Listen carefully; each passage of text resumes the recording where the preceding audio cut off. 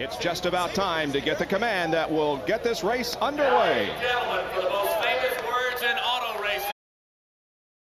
It's just about time to get the command that will get this race underway. Gentlemen, for the most famous words in auto racing. To start the DieHard 500 from Sears, Brian Kelly. NASCAR fans!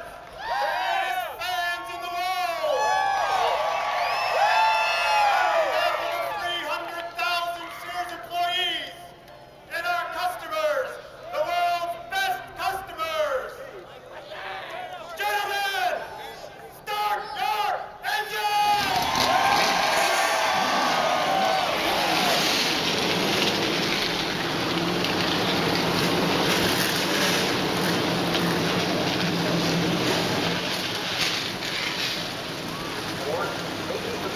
You can imagine what's going through the mind of some of these drivers. Although now that they're strapped in the cars and ready to go, their minds change to the journey ahead. The 9th race of the year is set to begin. Bobby Labonte leads the points, but Mark Martin has closed the gap with a win last week at Martinsville. The defending series champion Dale Jarrett is 7th in points. And as Bill Weber told you, 3 of the top 10, Bobby Labonte, Jeff Burton, and Tony Stewart, are starting spots 37th or worse. So we have a tight points battle, and Robin Roberts, we expect some tight racing here as we send it back to you in our Wide World of Sports studio in New York. Moments away from the start of the DieHard 500, that's this expansive racetrack. It is the longest that NASCAR competes on, 2.66 miles in length. It is a tri-oval. Now the banking is 33 degrees, not as steep as Bristol. However, it's still more than 3 stories from the apron up to the top of the banking in the corners. The tri-oval is banked at 18 degrees. Now here is the Walmart Tire and Lube Express grid. Jeremy Mayfield is on the pole, his 2nd pole here at Talladega, and Bill Elliott is in his 600th NASCAR Winston Cup start. Dale Jarrett, the winner of the Daytona 500, starts 3rd, alongside, with 9 wins here at this facility, Dale Earnhardt. Back in row number 3 with 2 DieHard victories is Mark Martin and rookie Dale Earnhardt Jr., who won earlier this year in his 12th start at Texas. In the 4th row, it's Sterling Marlin with 5 wins on the restrictor plate tracks, and Mike Skinner looking for his first top 10 of the year 2000.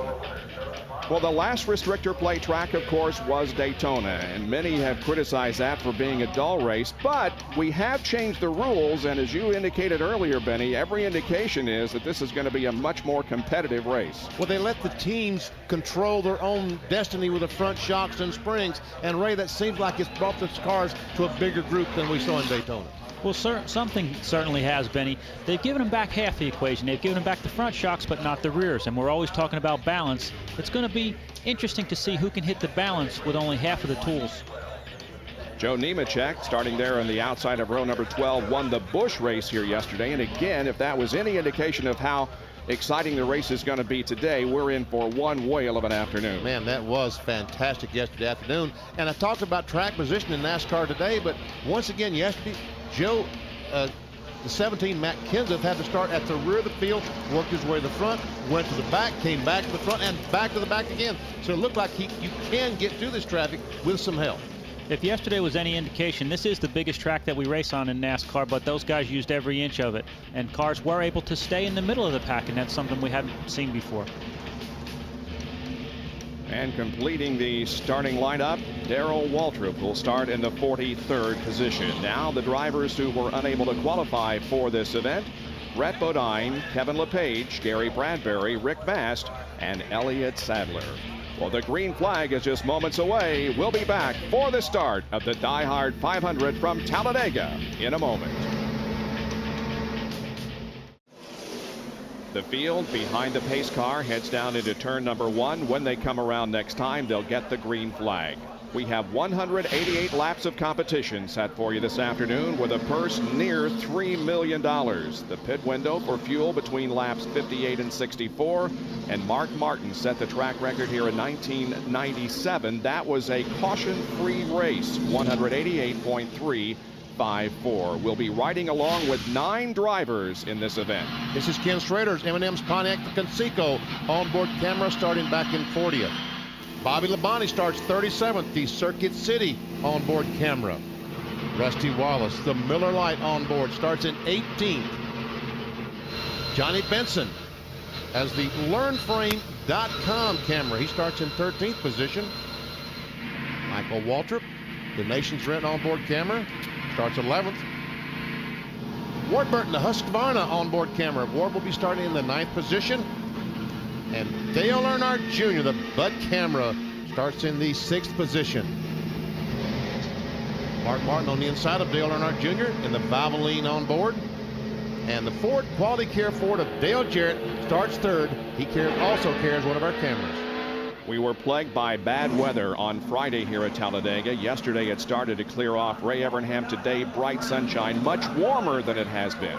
And will affect the amount of tape that's on the front of these cars, Bob. The engine temperature yesterday in happy hour was probably a little bit cooler, definitely a little bit cooler than it is today. But what they've had to do is remove some tape from the front of those cars, and that will affect the way they handle. Well, the Bud Pole Award winner for this event was Jeremy Mayfield. He's won 3 poles in his career. 2 of them have been here. They're the drivers that have qualified for the Bud Shootout at Daytona International Speedway in February of 2001. 2 drivers have already won 2 poles this year. Well, we're about down to it as the field moves slowly behind the pace car down off of the corner number 4 and into the tri-oval area. The pace car will be making that hard left momentarily. Jeremy Mayfield will take them to the green flag. And until you get to the start-finish line, you can't pass. Those guys in the rear, you got to wait to get across the start-finish line. That's a mild form of cheating. Passing before that line, and you will be penalized by NASCAR. And again, the start-finish line is down past the exit of pit road, down toward turn number 1. Normally, it's right about where the cars are now, but here at Talladega, it's way down through the tri-oval. We invite you to sit back and enjoy the 2000 DieHard 500 from Talladega Superspeedway. The green flag is out. And big puff of smoke from Dale Earnhardt Jr. I believe he has burned a piston on the parade lap.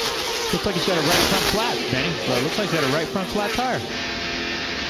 Tough luck for the leading candidate for the Rebestos Rookie of the Year honors. Leading the point standings going in. There's his crew chief, Tony Eury, and the caution is out already. But these cars are racing back to the line, and you're right, Ray, the right front tire's gone flat.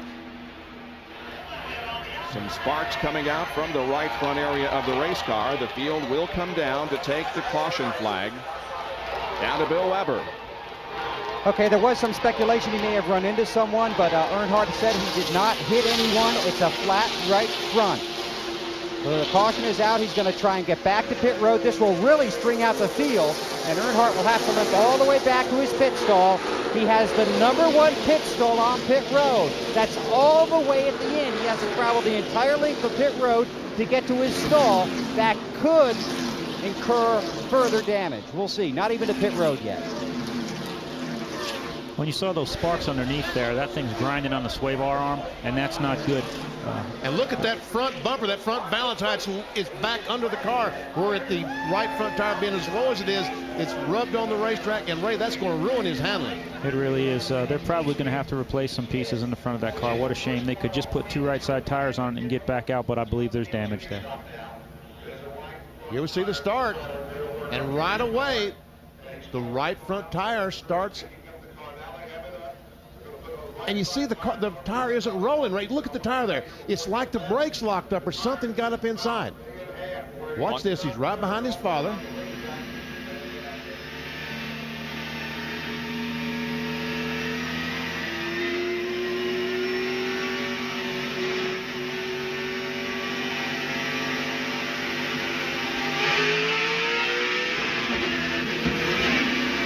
He ran in the back of his dad. Wow. He did hit the back of the 3 car. I wonder if there was a brake problem when he had to get on the brakes that hard after he hit the back of the 3 car. Because as the car, we see them working on the car. He is going to be able to stay on the lead lap. The pace car has the field out of turn number 4. But, well, we think maybe, it looks like now they may be pushing the car behind the wall. Well, we'll check on it and report to you. In any case, the caution is out after just one lap, and we'll be back after these messages and a word from our ABC stations.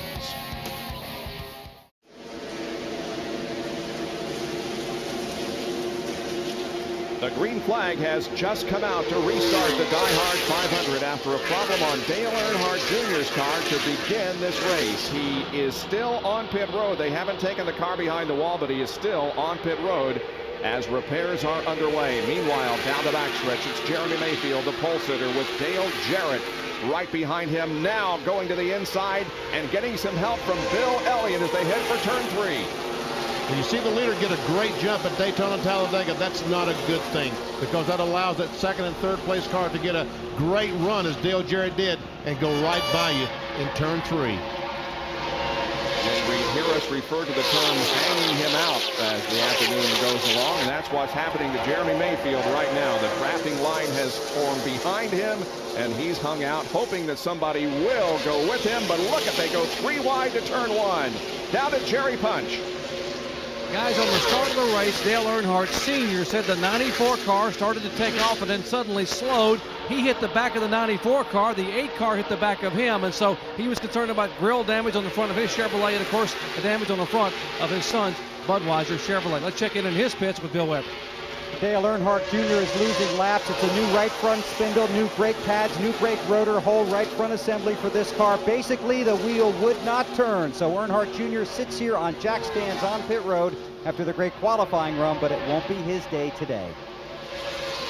And look at Jeremy Mayfield. The pole sitter has dropped far back here to the middle of the pack, running alongside Mike Skinner. That's Rusty Wallace in the number 2 car. They come down to complete lap number 5.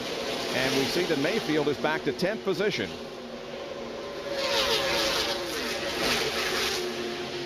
That last lap at 187.1 miles an hour for the leader. However, the fastest car that lap was the number 22 of Ward Burton at over 188 miles an hour. Jarrett has the lead as they shuffle for position behind him. And here comes Skinner on the inside of Sterling Marlin.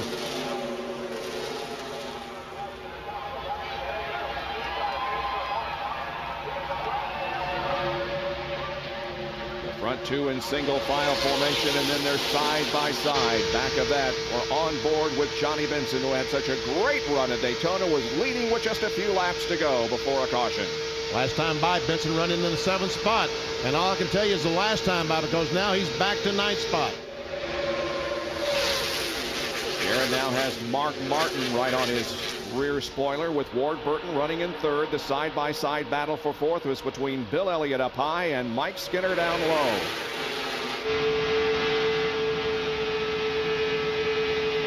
Jimmy Spencer right behind Rusty Wallace.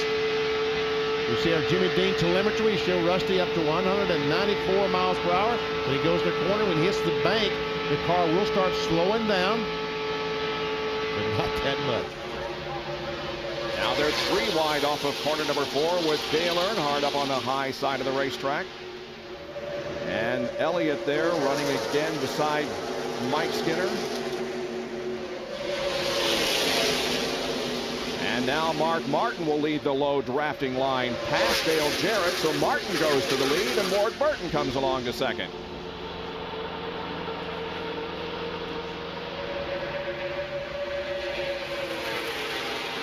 Mike Skinner started back in the 8th position, has worked his way up to 3rd. Well, make that 3rd has been contested right now. Looking back from the leader, Mark Martin to Ward Burton. So his last lap over 190.5 miles per hour.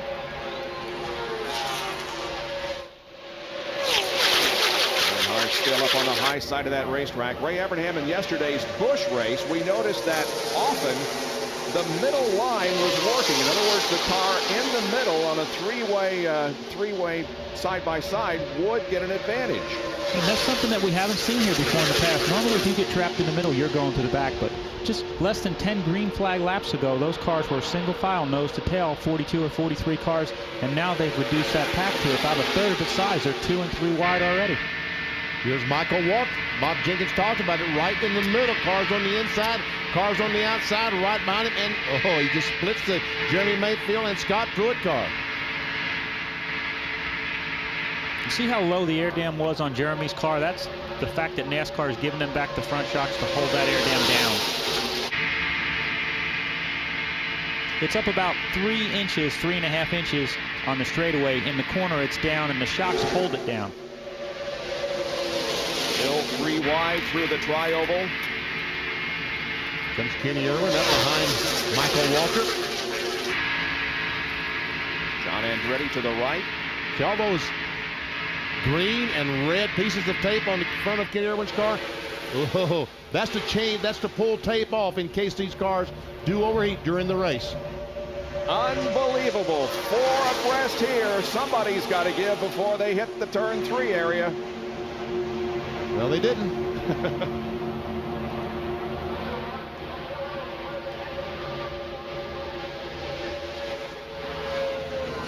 Right in the middle is Scott Pruitt, the 32 car, followed by Robbie Gordon, a couple of open wheel drivers from the kart ranks. Down to complete lap number 10. Mark Martin leads with Mike Skinner running in 2nd position, and Sterling Marlin has moved up to 3rd position.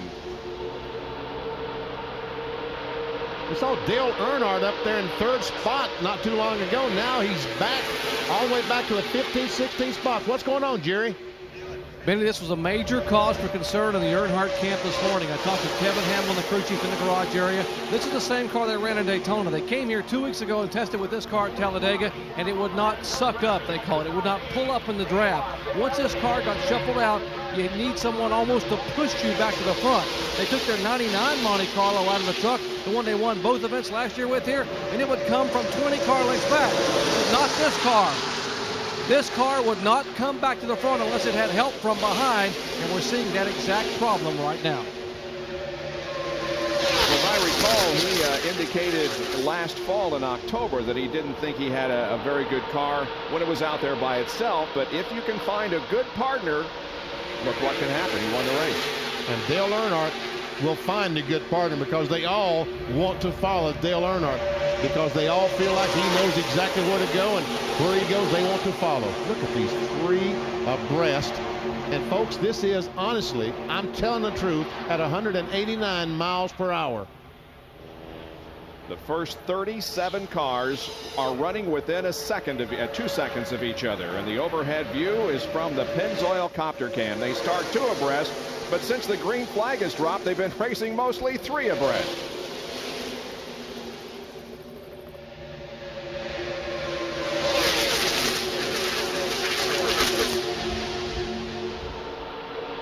Last lap, 189.9 miles an hour. Ward Burton, the fastest of the 6 drivers, top 6 drivers. Mark Martin, however, still has the lead. We're looking back from his car to Mike Skinner, who's running in 2nd, and that's Ward Burton on the left, who is in 3rd spot. More of the DieHard 500 in a moment from Talladega. We'll go back to Talladega Superspeedway. They're coming down to complete lap number 16 of 188 in the DieHard 500. Mark Martin is still leading. Mike Skinner still running in the 2nd position as they come down and hit the line. Sterling Marlin now runs in 3rd spot with Ward Burton back in 4th. And here comes the number 2 car of Rusty Wallace up for a challenge of Ward. On board with Rusty Wallace, the Miller Lite on board. There's Bill Elliott back in the 6th position. Well, John Kernan is with Dale Earnhardt Jr. We noticed they pushed his car behind the wall, John. And his crew is working on it now. Dale, what happened? On the restart there, we were getting going, and I don't know what happened actually in front of me, but I was just shifting through my gears just like normal, looks like everybody else, and Dad and whoever, Elliott in front of him, just stopped. I had to slam on brakes, keep running in the back of them, and it tore the brake caliper up and tore the tire up and everything else. So just, I don't know, man. I mean, just is either mash the brakes and stop, or run in the back of Dad's car, tear his car up, probably spin him out and wreck everybody. I'm just upset. I don't know whether Elliott missed a shift, Dad missed a shift, or whatever, why they stopped like that. Maybe, I don't know what's going on there either. But it's disappointing, man. Really ticked off. Dale Earnhardt Jr. behind the wall. His crew busily working on the car to try and get him back out onto the racetrack. But boy, he is off to a great start in his rookie year. He has the best average start this year of any driver. His average start is 8.5. Well, the battle continues on the racetrack. They run in pretty much the same order up front, but again, we're seeing 3 wide racing with Scott Pruitt there in the middle, along with Rusty Wallace. Can you imagine being 5 car lengths behind the leader and being 15th? No. Now here comes Jeremy Mayfield. We saw that Mobile 1 car, the pole sitter, and he looks like he's got some help.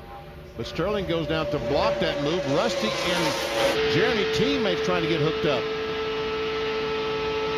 And Jimmy Spencer is there on the right also. Spencer started this race back in 26th position. Wow, he had quite a run on Jeremy. He really did. He was the fastest car in happy hour yesterday. He said his car was pretty good. Rusty Wallace, the telemetry on board with him. With Jimmy Dean on board telemetry. See him go down the corner at 187. The thing just stays so constant. Now he finally goes down to 186. And about 6,500 RPMs. With this restrictor plate, you just can't turn the RPMs you would at a normal racetrack. It's still hold your breath until these cars get strung out a little bit. That's Wally Dolan back there in 75. Ricky Craven is down on the inside line. But again, Ray, look at that middle lane there move. Yeah, I just can't believe that middle lane can hang in there like that. We just saw Wally Dolan back a minute ago. Wally started way at the back of the pack, 35th or 36th. Started 35th and has worked his way up to the 12th position. At 75, the red and black car. I believe if there were another lane painted on the racetrack, they'd be using it. Robbie Gordon has also made a nice move to the front. He started back in 34th position. He is the multicolored number 13 car. There he is, ahead of Scott Pruitt and beside the pole sitter, Jeremy Mayfield. And a battle for second now. Here comes Sterling Marlin, challenging Mike Skinner as the line forms behind Marlin. He's going to get some drafting help from Rusty Wallace, Jimmy Spencer, and Robbie Gordon, but Mayfield will move up to the high side to help Mike. Good help, good help. And Keith Simmons, the spotter for Sterling Marlin, saying you've got some good help. You got Rusty Wallace, Jimmy Spencer, Robbie Gordon pushing you along. Yes, he is, within inches. And Sterling, just remember, he'll help you as long as it's an advantage to him. When it isn't, see ya.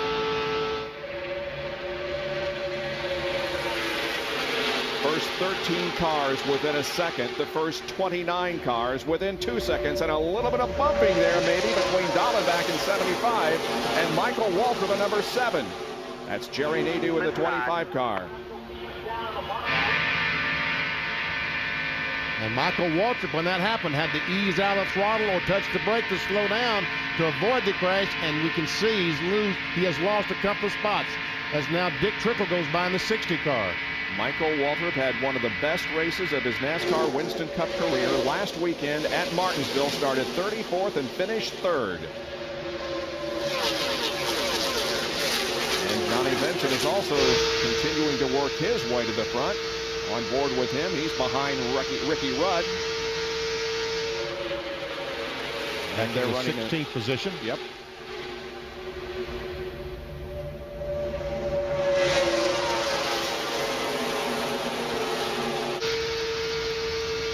You can just listen to the exhaust and hear they just never back off. Not a lot of movement on that steering wheel, Ray. No, there's not. And it looks like his car is handling good. Right front will take somebody down. 27 car wants to follow you wherever you go. Just don't try to pass. Just stay in a nice line there. They're still coming inside 2 by 2. There's good information. You see, they're already talking about adjustments. Behind the 32. So when we were looking at Johnny Benson's car, he was not turning that steering wheel a lot. And that's a secret to going fast on a super speedway, not to have to turn the car a lot so it scrubs speed off. If I was those other guys, I'd be listening to what Spencer's crew chief said. Benson running beside Ricky Rudd right now.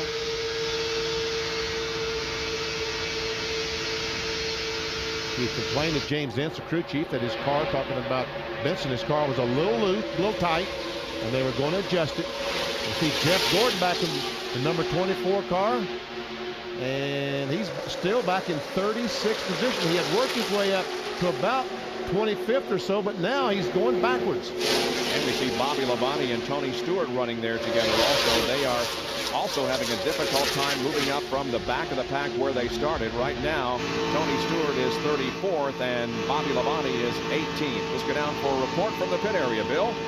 Well, Bob, I'm not sure how difficult a time the 18 and the 20 are having. They're exactly where they want to be on the racetrack as far as in relationship to each other. That's why neither went to second round qualifying. They wanted to be partners on the racetrack. What they're doing now, I believe, is hanging back there and making sure if there's any trouble in front of them, they're not in it. Look for those two teams, along with the 24, to try and make up a lot of positions when they pit. Well, that's one thing we talked about earlier in the weekend on our qualifying shows. It really doesn't make any difference historically where you start here, because the draft can get you to the front. But what you do want to qualify well for is avoiding the big one.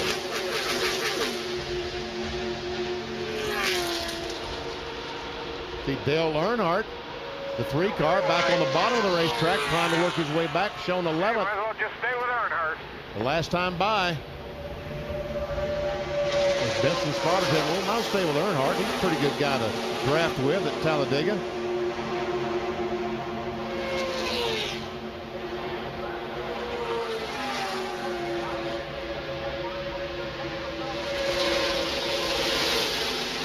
Still 3 wide. About 4 wide behind as Michael Waltrip goes down and gets on the inside of Triple, takes a spot away, and here comes Jeff Gordon up through the middle. We must have caught Gordon when he had to get off the throttle because he slowed down abruptly and lost about 10 spots, because his car looks pretty good now. Must have saw something in front of him he didn't like. They were working the bottom groove there and moving up there. He and Jerry Nadeau. Now I can see that they're back together a little bit. 20 forward behind you.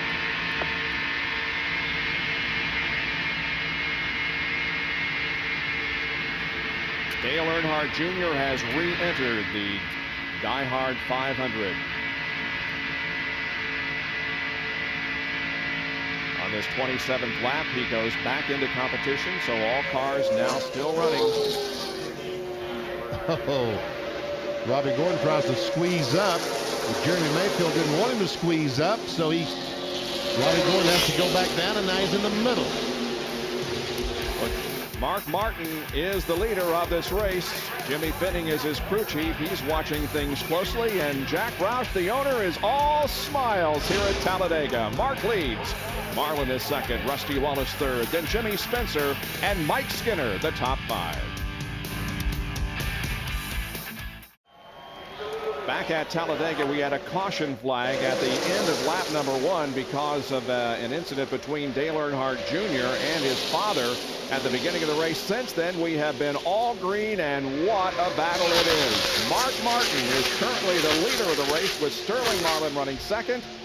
Then comes Rusty Wallace. Behind them, however, look at this, 3 wide. And the 99 car of Jeff Burton, who started 38th, suddenly is right up there at the front. Being shown in 13th position the last time by. And 75, Wally Dallenbach, the red cell car, just trying to push the 42 car by, trying to will him by those other 2 cars. Kenny Irwin caught right in the middle. Green and blue, number 42.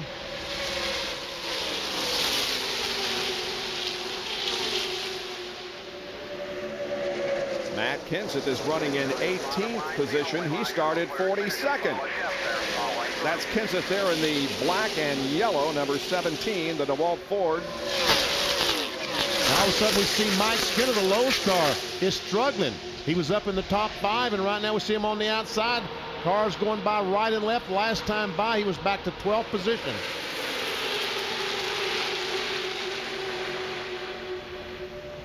And now we see about 8 cars beginning to break away from the rest of the field.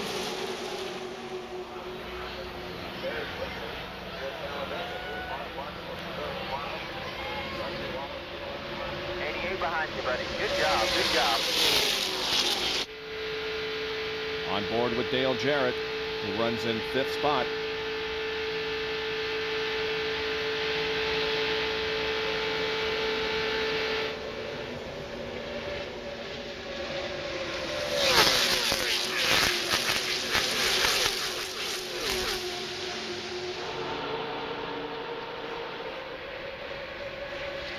Jerry Punch has a report on Mark Martin, who continues to lead here. He's led 25 laps of the 33 so far.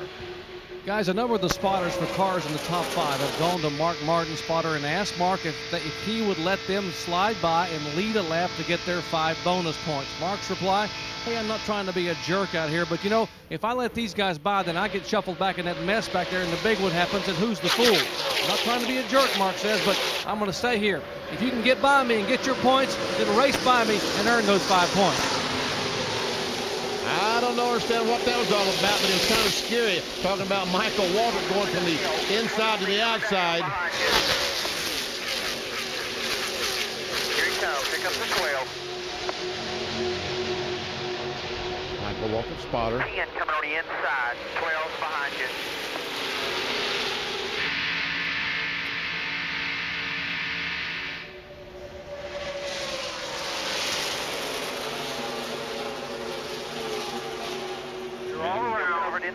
Inside. Mike Skinner and Dale Earnhardt, teammates, are teamed up. Skinner taking a look now. Earnhardt making the move to the inside of Johnny Benson. Now you got to be very careful, because to the left of that yellow line there is flat, and if you upset the car, you find yourself in big trouble.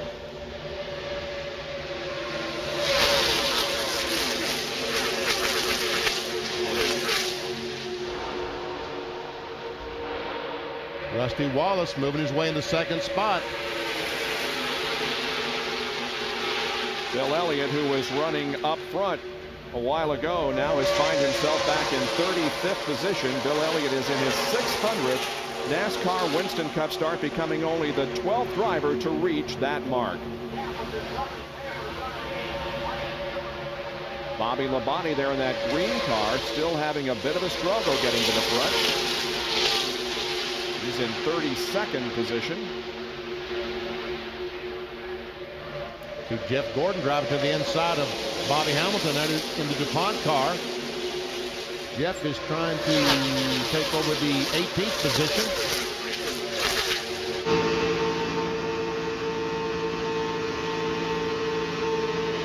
On board with Bobby Labonte, that's Ricky Craven to the right. Behind him is Bill Elliott, and immediately behind Bobby Labonte is his teammate Tony Stewart, and Elliott goes way down low. Ricky Craven in the 50 car was up about in the top 15. Earlier, he's now back to 31st.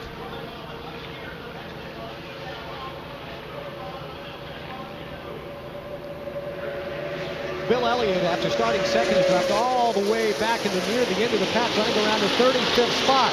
He's radioed his crew and said, hey, the car's pretty good. I just got kind of shuffled out of traffic, and I'm having to bide my time. And I asked him which line they wanted Bill to run in. They said, well, it looked like the bottom line was the fast line. So they had Bill go there, and they said, well, it was the fast line until we got down there. So Elliott's still searching all over the racetrack to find the line where his car wants to run the fastest. And pretty soon, not too long from now, we'll be having pit stops. And we talk about, as we see, Jimmy Spencer trying to go by Rusty Wallace to take over the 2nd spot. And Jimmy, there's no one there. Can you spell hung out to dry? Dale Earnhardt 3rd, Skinner 4th. Skinner making a move on his teammate Dale Earnhardt. Inside, getting down on that flat portion of the racetrack, but he survived. But they're 3 wide now as they come down to complete lap 38. That is a battle for the 3rd spot. I started saying a moment ago, we'll be seeing some pit stops. Can we talk about just how critical they are? 1 second will move you from, if you were 1 second faster than all the other cars in your pit stop, you probably move from 30th to the lead. That is a pack of cars. We've been seeing cars that are really only 7 or 8 spots behind the leader going by, flashing up 25th, 26th on the screen. 30 cars. The first 30 are within 2 seconds of each other. Now, here we see Skinner and Earnhardt continuing to battle for that 3rd spot. Oh, Earnhardt goes way down to the bottom. Skinner is even lower than that. Ward Burton and Robbie Gordon also down low. And here comes Jeff Gordon making a move. Where did he come from? Well, he squeezes in front of Robbie Gordon, no relation.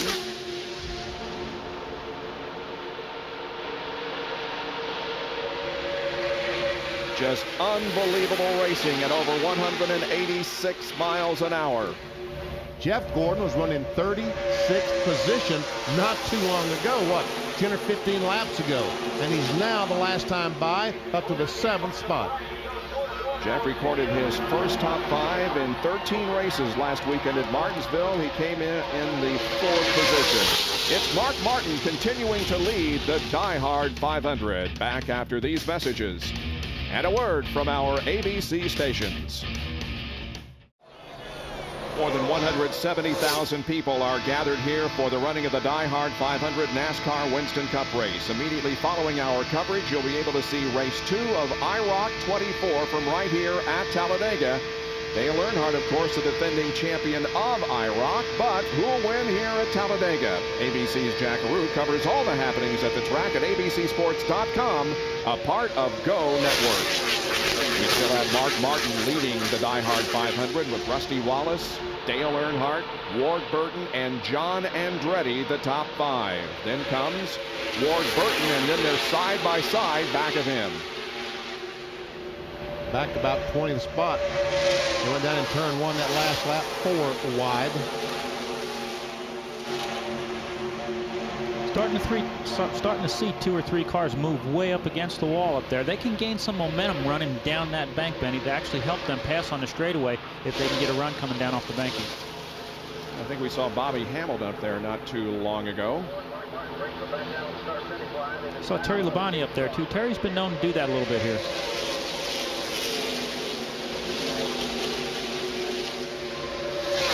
Here's a Super 8 serial report on Jeff Gordon, who started back in 36th position. By lap number 8, he had moved to 29th, and then kind of hung back there until lap 32 when he took off and now runs in 7th spot.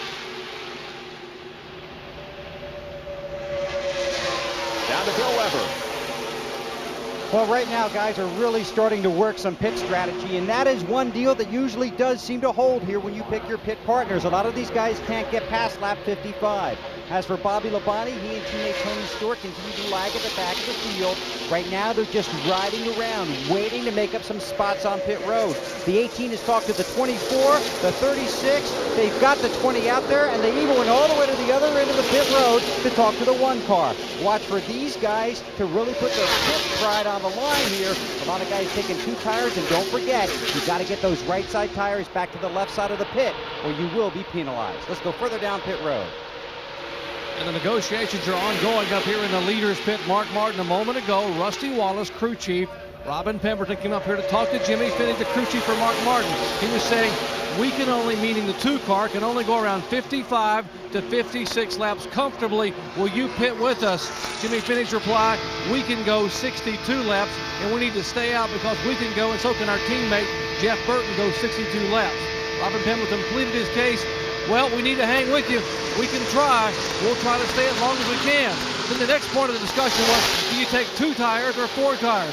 Some of the teams want to come in and take only 2 tires. I got to believe the leader, Mark Martin and Jimmy Finney, are going to take 4 tires on their first stop on lap 62. It's let's make a deal in the pits right now. Well, Ray, can you put 2 cans of fuel in the car? You can change 4 tires as quickly as you can put 2 cans of fuel in, can't you? Yeah, Benny, it takes about 9 seconds to put just right sides on, and it takes about 13 seconds to put 2 cans of fuel in that car. So your top guys, when Earnhardt and Rusty and Mark and Jeff Gordon want to pit, they're going to want 4 tires, so it's better to put 4 tires on if you got to put 2 cans of fuel in. Well, they're coming up to complete lap number 48, so pit stops indeed will be happening before too long. We want to make sure we cover those, so we'll take a break. It's Mark Martin, Rusty Wallace, Dale Earnhardt, Ward Burton, and John Andretti, the top 5 at Talladega Super Speedway.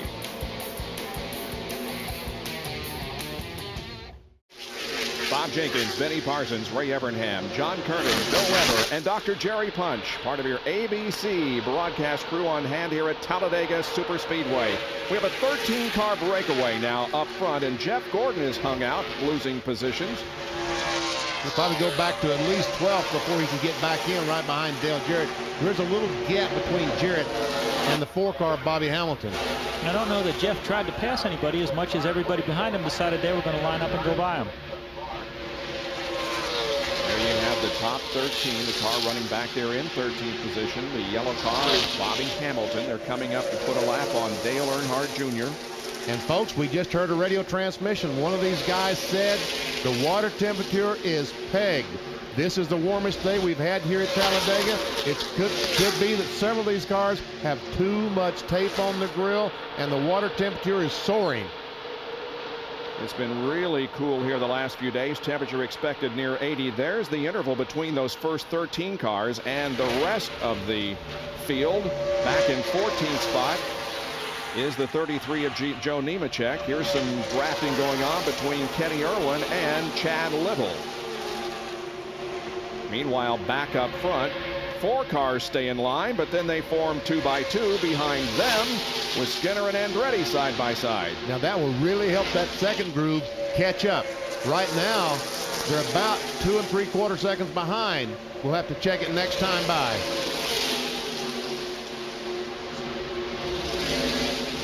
Pit stops beginning to happen. Here comes Jerry Nadeau down the pit lane. 55 mile an hour speed limit. And several others are also coming in. Bobby Labonte, Kenny Wallace, Terry Labonte, and Stacy Compton, along with the number 60 car of Dick Trickle, all on pit road here as the green flag remains out on lap number 54. Down to Bill Weber. Bobby Labonte and his crew worked with several teams up and down pit road. They were going to take 4 tires, but because they lost so much track position, it's only going to be 2. Now they're going to have to rate on the fuel. They got the tires around to the left side. Labonte's going out on pit road. The 9, the 55, the 1, the 20, and the 5 are all going to try and hook up. Here come the leaders down the front stretch to cross the start-finish line.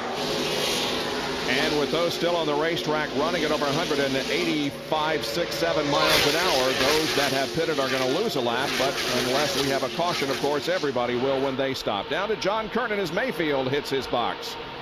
The pole sitter is in for what we anticipate right side tires only. Now watch the right front tire changer, Stephen Lane, first Winston Cup race. He is in for Lee McCall, whose father passed away. Second can of gas going on. Bill Elliott also in with right side tires going for gas. Jeremy Mayfield is down and away. Elliott still waiting. He's finally filled up. He will follow Mayfield down as Kyle Petty also heads down pit road. Now going to Rusty. Rusty will be in shortly. Meanwhile, it's a slow acceleration, or it seems like it is. They come down at 55 miles an hour. Here is Rusty Wallace decelerating as he's looking for his pit stall. And sees it. The crew jumps out and goes to work. John? And the call for Rusty Wallace, just hearing from the crew, 4 tires is what we expect to see. Rusty wanting to pit with Mark Martin, but he could not do 62 laps like Martin. Bill Wilburn, the front tire changer, slapping the left front tire on. He gets the lug nuts tightened. The second can of fuel is in. Rusty is down and away. Meanwhile, a battle for the lead. We go to Bill Weber. Robbie Gordon is on pit road. He's already gotten right sides. It's a 4 tire change. He's going to have trouble catching any partners. They have a lug nut pull off the left front. This will cost them dearly. They have to hand screw it back on, then tighten it with the gun, and then Gordon continues. And Robbie was looking really good here in the first 50 laps of this race, but that is going to cost him dearly. And Mike Bliss, we understand, is in the grass. Oh, that's Dave Blaney coming down. Perhaps a little bit quick, got out into the grass. In any case, Ward Burton is also on pit road. Ward Burton, Johnny Benson pitted nose to tail. It'll be a 4 tire change for Ward Burton. Johnny Benson waiting on that second can of fuel. It'll be just a right side tire change for him. Left side looks that's tight on board. Benson is away to Bill Weber. Jeff Gordon already has rights, waiting on the left. He's down. He's going to try and follow the 22 and the 10, and they'll rejoin the pack.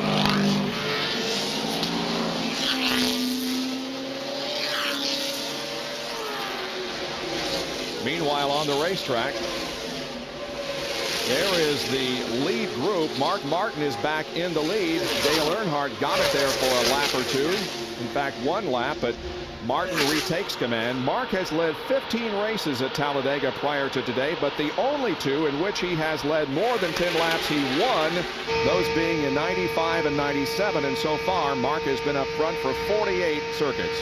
Now, Ray, if these guys can go 62, that's huge. 3 times 62 is 186. The race is 188 long. If they can stretch one, make it 63 the next 2 stops, they only got to stop twice. Yeah, Benny, if they can do that. What might have helped them here, we had a couple of laps of caution right at the beginning, so we'll have to say and watch it. But if they can get within 2 laps, I believe somebody will try it.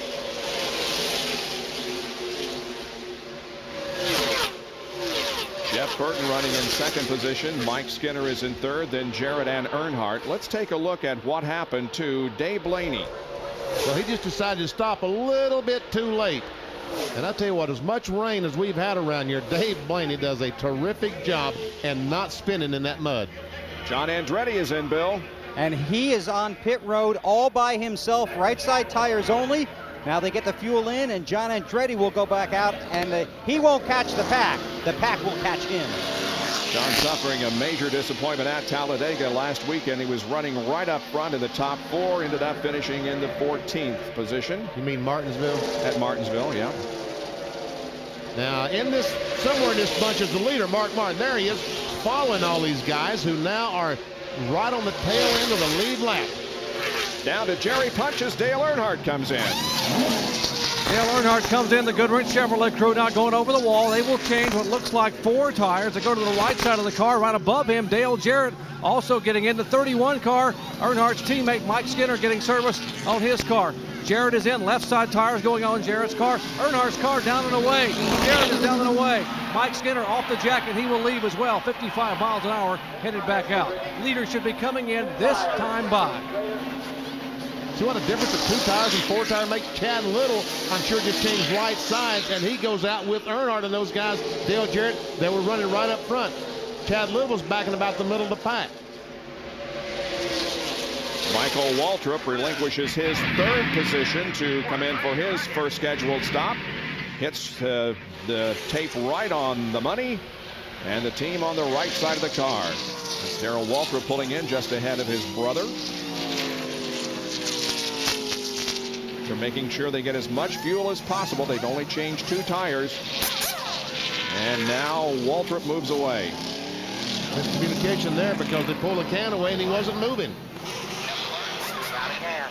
Out of gas. Huh. 60 laps. But it's a pack coming off of 4 right now. 3,400. Don't forget your blend line. Don't forget your blend line. They have to stay under the yellow line, which extends all the way down to turn number 1. That's the blend line. Benny, there's another advantage of taking 4 tires. The guys that had the left side of the car jacked up when they were finishing their fuel stop actually got a little bit more gas in the car. Jimmy Dean telemetry shows us the increase in speed as Michael Waltrip tries to get up, but look at the line go around him. The pack, the 88's the last one in this pack, the 88 to 24. Then the 28 will be coming at you. I haven't seen. Now move up, Michael, and we'll see how much it picks up. Next. Here comes Ricky Rudd just blowing by him. Next, clear behind the 28. Good race back to the next pack. But can Michael catch up with these guys? And Mark Martin and Jeff Burton, the Roush cars, are now coming down to pit road. Teammates decide that they will pit at the same time on lap number 62. Burton will hit his box first. Now here comes Mark Martin as he gives up the lead. Here's Jerry. They were at 3,500 RPMs in second gear. That's 55 miles an hour. They pitting simultaneously, 1 round of wedge in Mark Martin's car, 1 round of bite going in. They will put on 4 tires. His teammate about 5 stalls up behind him, likewise getting left side tires. Jeff Burton is off the jack. The battling car now for Mark Martin off the jack as they head down. And guys, by calculations, they might be able to make it on 1 more pit stop. I tell you one thing, when they take those cans over now, that second can, and weigh that is going to be critical. If there's any gasoline left in that can, they might make it on 1 more stop. You ever see them taking the fillers off? Benny, that was empty. They weigh the can full and then they weigh it empty. It's more accurate to calculate your fuel mileage by the weight of the fuel. See that? Watch, they're going to weigh that can.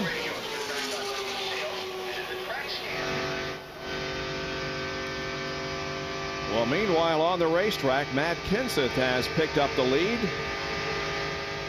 And now he comes in for his scheduled stop, but he did get credit for leading a lap, and that gives him 5 bonus points. Matt Kenseth, another Ray Bestis Rookie of the Year candidate. Mark Martin still trying to get his car back up to speed. Here comes Jeff Gordon, Johnny Benson. Gordon goes on the inside, Benson on the outside. Oh! Whoa! Awfully close there between Martin and Gordon. Sterling Marlin shown now as the leader of the race. Now you see why you have to obey that blend line, because as Matt Kenseth was coming out there about 70 miles per hour, he had cars coming out at 190 miles per hour. There's the leader, Sterling Marlin, running in second position. Right behind him is Rusty Wallace. Then comes Dale Earnhardt, and we'll be back for more live coverage in a moment of the DieHard 500.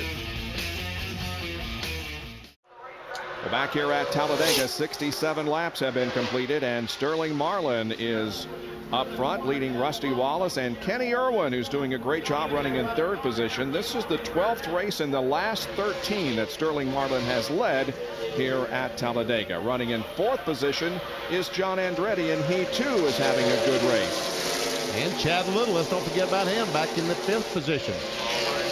Budweiser snapshot shows that John Andretti started in the 25th position. His lowest has been 24th. He moved up quickly at the drop of the green flag and is right now in the 4th spot. And Scott Pruitt evidently had a poor pit stop, because he now is, we saw him up front most of the day, he now is being lapped by the leaders. Look at this Coke pit summary. Mark Martin came into the pits running in the lead, comes out in the 22nd position. And Ward Burton goes from 4th back to 19th.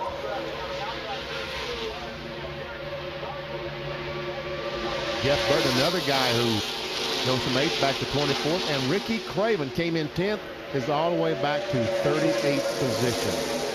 And I told you Scott Pruitt ran out of fuel is the reason that he is now being lapped. Let's talk about the Tide car, the number 32. There are only 3 cars not on the lead lap. Scott Pruitt is one of them. Darrell Waltrip is another. And of course, Dale Earnhardt Jr., who is back in the race, but he is 25 laps down after spending that amount of time getting repairs on the Budweiser Chevy. There is Dale Jarrett in the middle of a big pack of cars there, running in 13th position. Jeff Gordon in the middle of a 3 wide field. There goes Robbie Gordon by on the outside. He's got some help coming up behind him there. You know, with the draft, it's not only the car in front of you that helps you gain speed, but you get a big push from the cars behind you. When you can judge, when you can look in the mirror and see guys coming up behind you that've got momentum and pull out in front of them, they can shove you by a bunch of cars.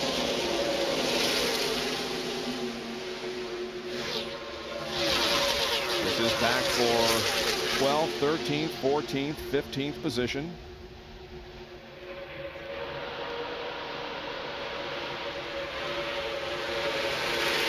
See, Kenny Schrader must have had a great pit stop with this M&M's car as we go on board our Conseco onboard camera. And Schrader is now up to the, what? 14th position. Yeah. Kenny Schrader's first NASCAR Winston Cup victory came here at Talladega in July of 1988. And the last time he won a pole position was here a year ago. He started this race back in 40th spot.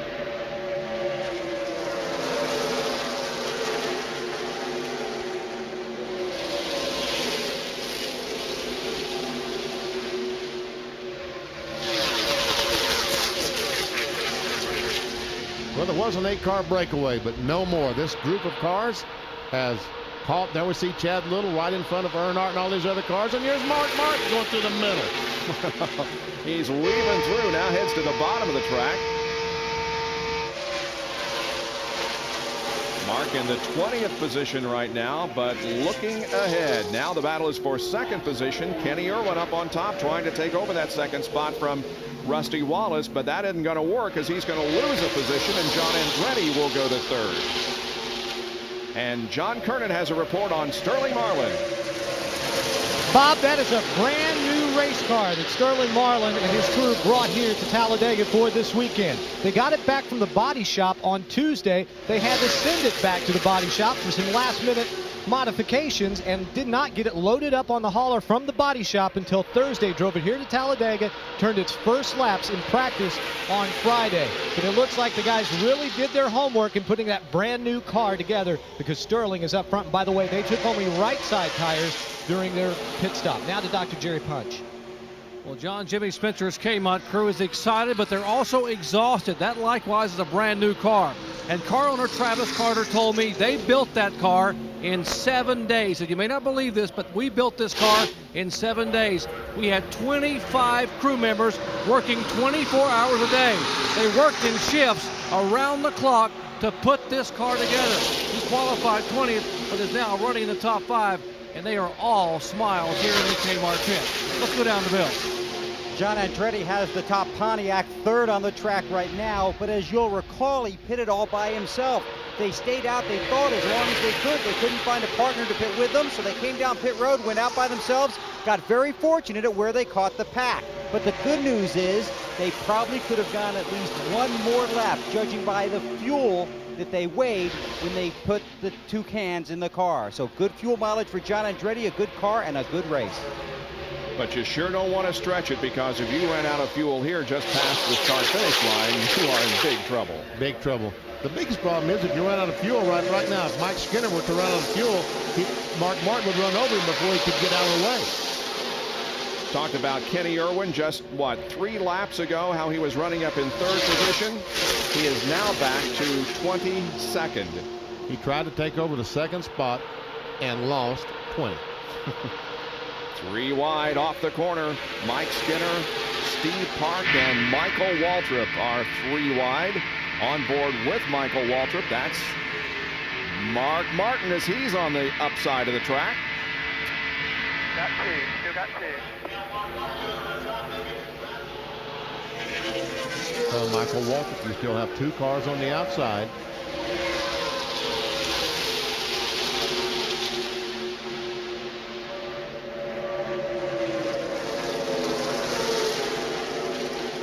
Still got 2, buddy. Hold your line, 36 behind you.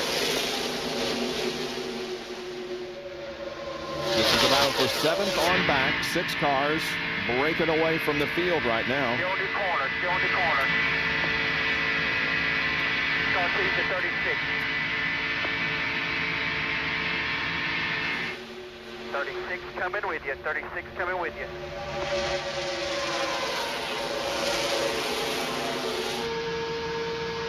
Ward Burton looks back at Mike Bliss. That's Bliss in the 27 car. Great run going.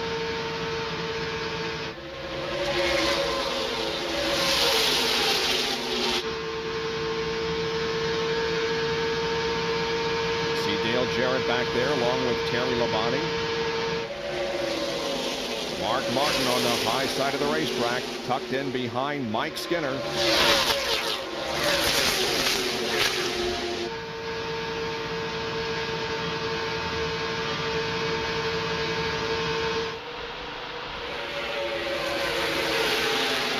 Here goes Bliss.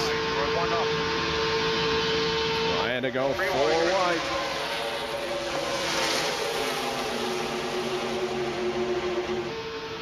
And there's Earnhardt Jr. What is he, 25 laps down? But he said, I want to have some fun and play with these guys and learn something for the next time I come here. Because next time I probably won't have all that problem on the first lap. NASCAR Winston Cup race here at Talladega. He has competed in 2 Busch races. We're talking about Dale Earnhardt Jr. Well, there you see the 6 cars that are out front. They are Sterling Marlin, Rusty Wallace, John Andretti, Chad Little, Jimmy Spencer, and Dale Earnhardt. Those the top 6, and then a mad scramble for position after that. 77 of 188 laps completed. Back after these messages and a word from our ABC stations. From Talladega Superspeedway, ABC Sports welcomes you back to live coverage of the DieHard 500, race number 9 of the 2000 NASCAR Winston Cup season. When we went to break, we had a 6-car breakaway. No more. They've all gathered up and are running right together again as the Pennzoil copter cam shows you the overhead shots. Now, Sterling Marlin is still leading, but they're beginning to lap some slower cars. Right now, the cars of Robbie Gordon, Ed Barrier. Ever see Robbie Gordon down on the bottom of the racetrack? Ed Barrier up on top. No, Burton almost to the grass there coming off the corner. And here comes Jarrett to the inside of him. So Robbie Gordon says, I don't think I want to go a lap down. Gordon is running in 37th position. Robbie Gordon, that is. And he had a good car. He was actually towards the lead pack and had a problem on a pit stop. The lug nut fell off, took him some extra time to get it back on.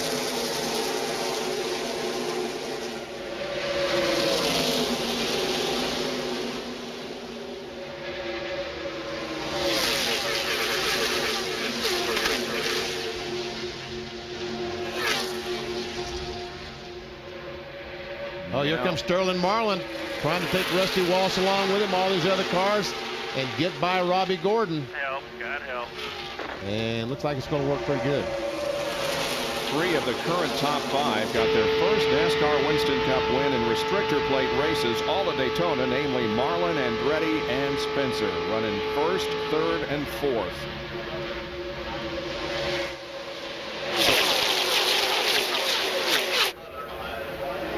Spencer now down to the apron of the racetrack to try to take 3rd spot away from John Andretti. And he will do it. Now, what happened to John Andretti when Spencer made that move? I think he just had to squeeze out of the throttle a little bit, and look what happened to his momentum. He still doesn't have it back. And look at Chad Little up on the top of the racetrack. As they go 3 wide once again, notice Mark Martin has gotten right back up there again. And here goes Spencer for hey, Jimmy, get on the racetrack. There you go. Wow. Wow. Man. Unbelievable. Spencer, you got 2 wide with Rusty back there. That Keith Simmons, he's a cool dude, isn't he? That's a good spotter.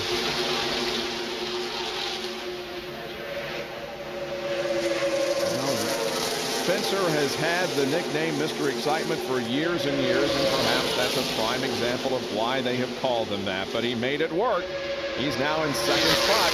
Now Dale Earnhardt and Steve Park are running in 3rd and 4th position, and Earnhardt looks like he's ready to mount a challenge for maybe 2nd and even the lead. And here goes Spencer. Coming inside. Spencer has drafting help from Dale Earnhardt, and Spencer is going to go to the front. And Steve Park started back in 41st. He's trying to follow his boss. Look at the crowd. All of the 170,000 plus people are on their feet, waving their hats and cheering for their favorite driver. Right now, it's Spencer up front with Earnhardt 2nd. And Dale Jarrett down on the inside of Steve Park. Oh, couldn't quite make it. On board with Dale Jarrett.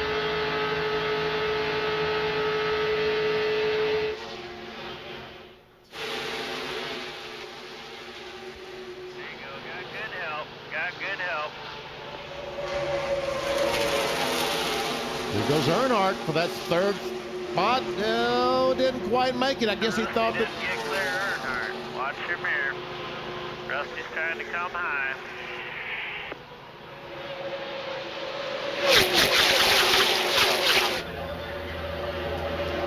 Man, Ray, those spotters just have to work all day long, don't they? They really do. This is a tense race for them. Keith Simmons is not only the spotter, he built the engine that's in that car, in the 40 car. In the 40. Still running in excess of 188 miles an hour at the front of the field. The fastest of the top 6 cars last lap was John Andretti at 188.723. Rusty Wallace wants the lead. He goes down on the bottom. Spencer goes there. Rusty thought he had some help from Earnhardt, which he did, but Spencer blocked that move. And Jeff Gordon also comes up here and becomes a player on board with Rusty Wallace. Right behind the leader, Jimmy Spencer. There's Gordon down on the low side of the racetrack in the 5th spot. They're going to have to work.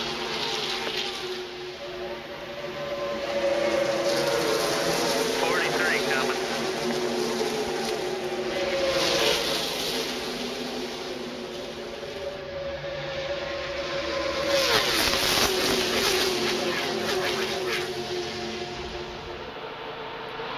Tell you what, these guys, when this race is over, they will not be tired physically. When they get out of the car, they'll probably collapse because they'll be mentally exhausted. Well, if they're going to run 3 and 4 wide for 500 miles, imagine being in the toughest and most intense chess game of your life, except when you make a bad move, it hurts. Yeah. Now look at the battle for the 2nd position. 3 abreast as Wallace has gone to 2nd. Now the battle is between Gordon, Earnhardt, and also Sterling Marlin up there for the 3rd position.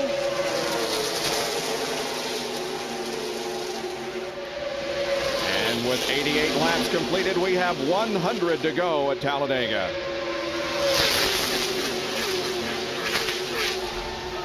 In previous years, especially after we see the first round of pit stops, normally these guys get sorted out and maybe we have groups of 5 or 6 running together. But at the moment, we have 28 cars, the first 28 cars running within 2 seconds. And the first 18 cars are running within a second of each other. And here comes Dale Earnhardt on the outside trying to take the lead. Got some good help from Sterling Marlin. And meanwhile, Rusty Wallace goes on the inside trying to make it 3 wide. But Spencer goes down, blocks Rusty. He can't block them both. Spencer slams the door. Let's see what that outside line is going to do. Earnhardt inches ahead of Spencer at the line. Here are the speeds. Last lap, Sterling Marlin shown as the fastest, with Chad Little 2nd and Terry Labonte 3rd, running back in the 14th spot.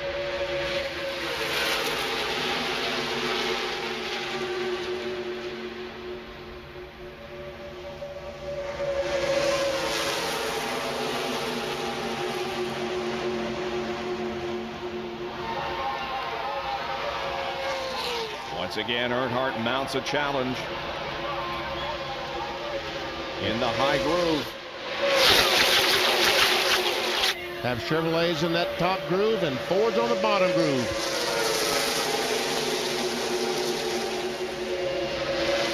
And Earnhardt, I believe, is going to get credit for leading that lap. Mark Martin has led the most so far, 51. Uh-oh, Chad Little seemed to be off the pace to John Deere Ford. Boy, he had a strong race going. Got a flat tire, Ray? A little bit of smoke there, Benny. Don't know if it was from tire smoke or out of the tailpipe, but it did look like it wiggled a little bit in that corner. Dale Earnhardt has taken the lead now. Battle is for 2nd position. But Dale Earnhardt, who swept both races here at Talladega in 1999, is ahead once again at Talladega. ABC Sports welcomes you back to the DieHard 500 at Talladega Super Speedway. We're at the halfway point, and what an incredible race it has been so far. They have been under green since a caution on lap number 1, and we're 94 in. Right now it is Jimmy Spencer who has pushed his car back to the front of the field, with Dale Earnhardt and Jeff Burton running side by side for 2nd, and Jeff Burton has had an incredible journey to the front. Budweiser snapshot shows you that after starting in 38th position, he has worked his way up to the 2nd spot. And I tell you what, he's trying his best to take that spot away, that front spot, away from Jimmy Spencer.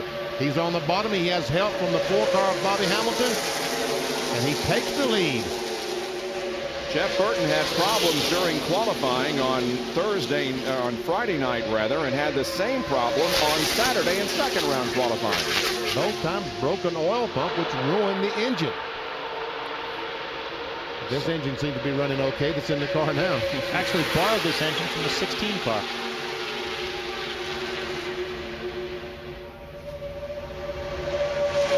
Martin has led the most laps, and he is right back in the thick of things. We're on board with him. He's running back in about the 12th, 13th position, but all these cars again are running right together on the racetrack. Here comes Jeff Gordon trying to get on the inside of Rusty. That's for the 4th spot.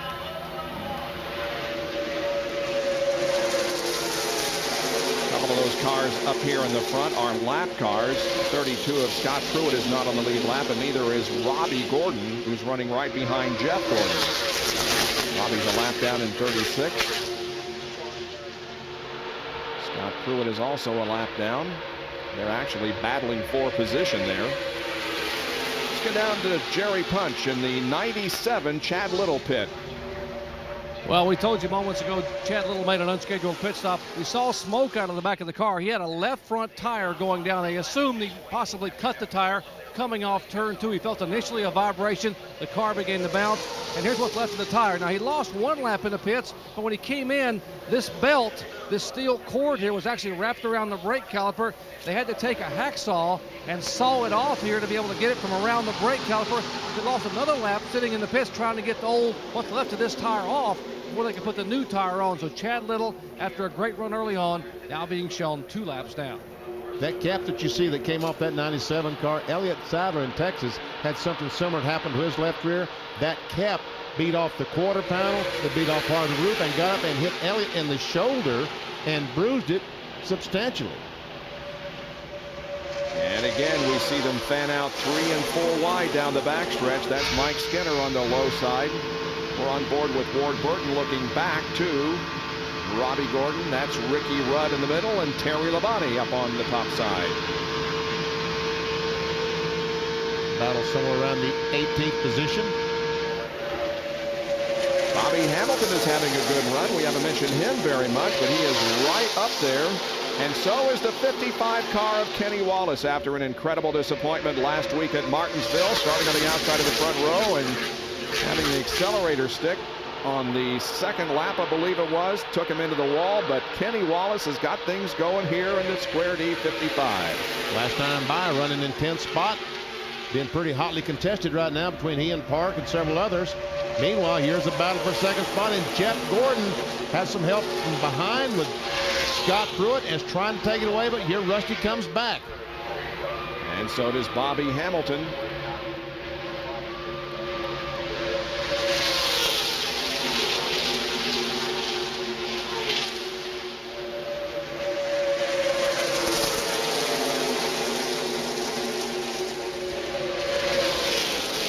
We have had 8 leaders so far in the first 99 laps of this race and 13 lead changes. Mark Martin has led the most laps, 51.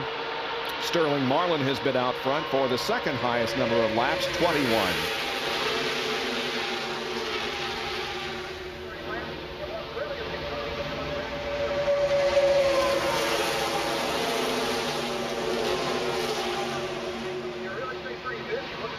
Great shot from the Pennzoil copter cam as the cars move through the 33 degrees of banking between turns 3 and 4. Now onto the 18-degree banking of the tri-oval.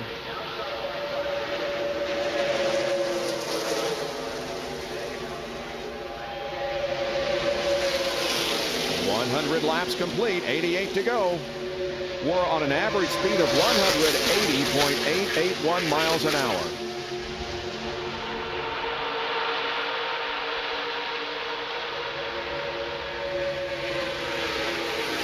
Martin was trying to go by Kenny Irwin on the outside and had to squeeze off the accelerator just a little bit. You know what, Jeff in the 24 and Rusty in the 2 can't quite figure out who wants to run second, can they?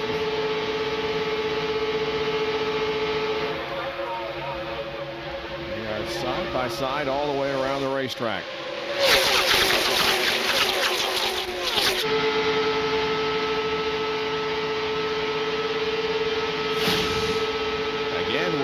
anticipate pit stops before too long. They're the top 5 with 100 of 188 laps completed here at Talladega Superspeedway. We'll be right back.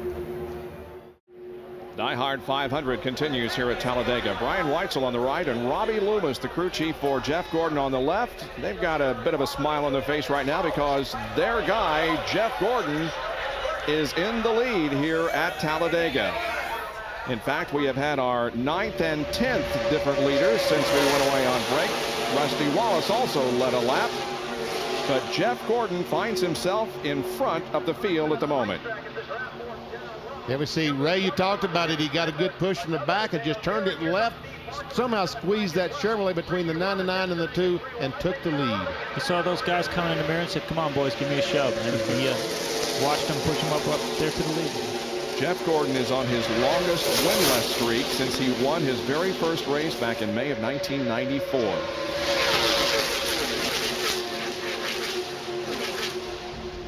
And way up high on the racetrack are Bobby Hamilton and Jeff Burton. Steve Park alongside Burton. That's a battle for about the 7th position. Steve Park has had a good run.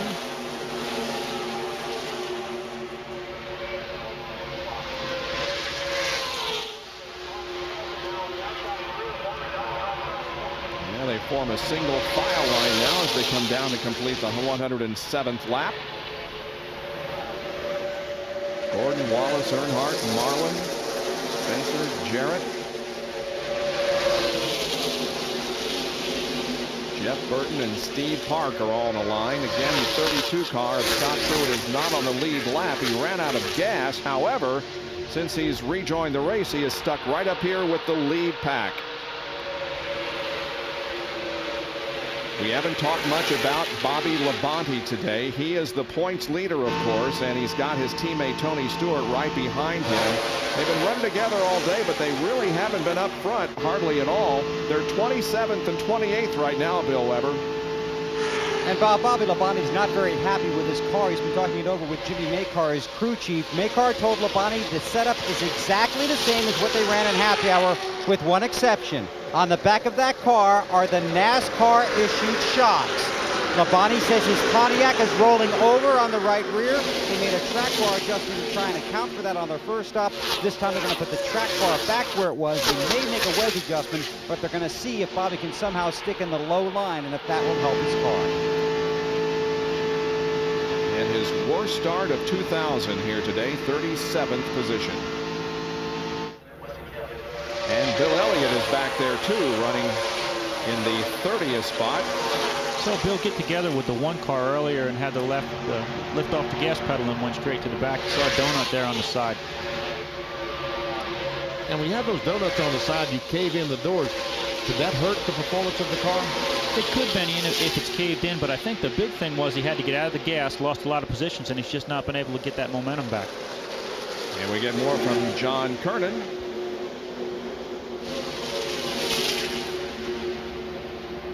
Bobby Hamilton just radioed in, said he had run out of gas. And you're also talking about Bill Elliott. After he had that little bit of contact with the 1 car and got pushed back to the end of the field, he radioed his crew and said, well, I'm just going to sit here and ride for a little while. He says those guys in front don't seem to be pulling away. But as we look at Hamilton on the backstretch, just coming off of turn 2, he has a long, long way to coast. We don't know if he's going to make it, Benny. Will he?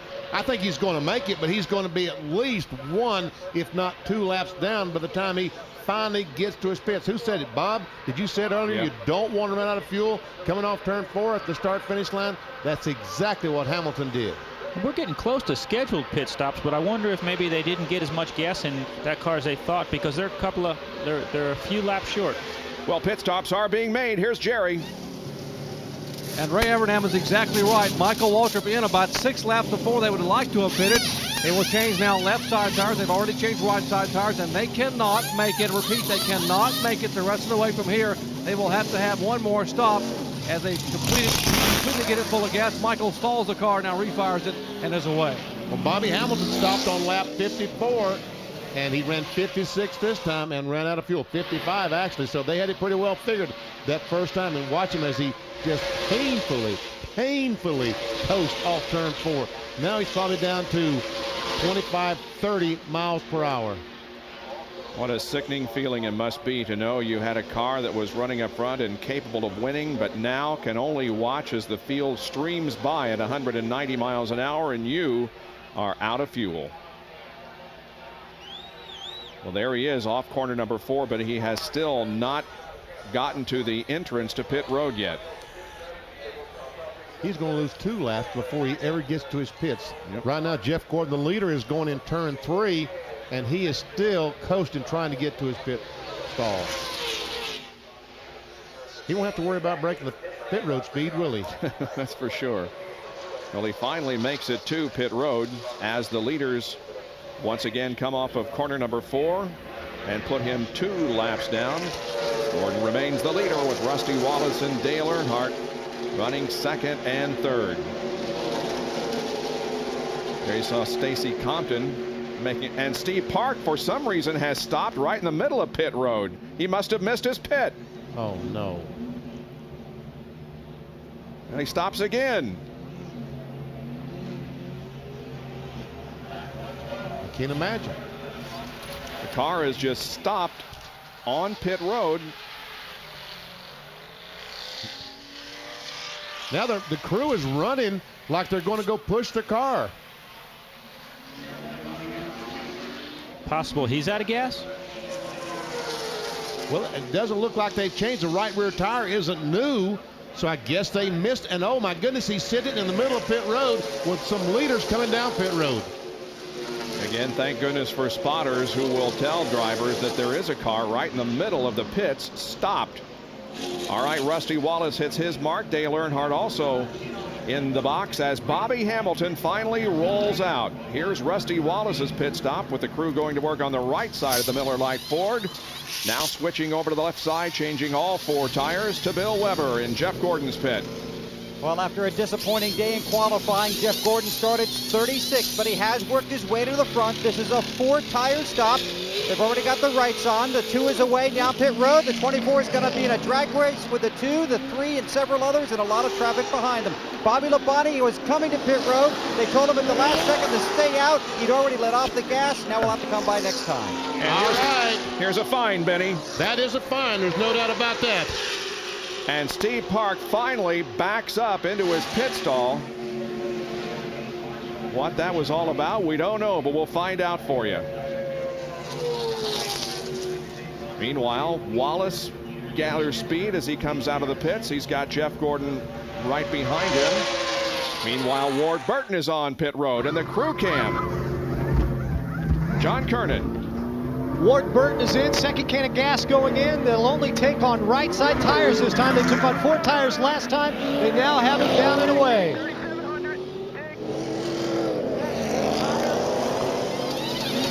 A track bar adjustment for Bobby Labonte. He's getting 4 tires and fuel. He had slowed to come down pit road when they told him Park's car was stalled. The spotter said stay out.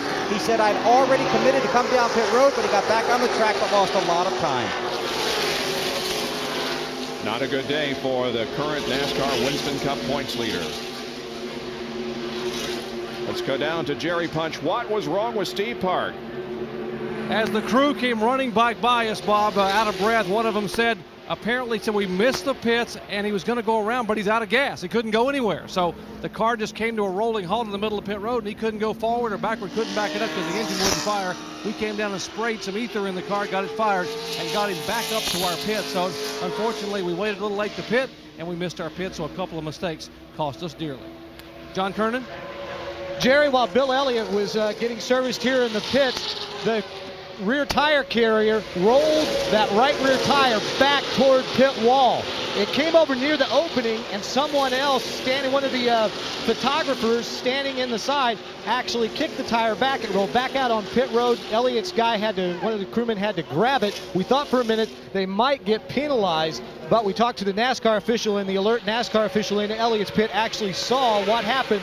So Elliott will not receive that penalty for that tire getting away on pit road because it was not their fault. They made the best effort they could to get it back over pit wall.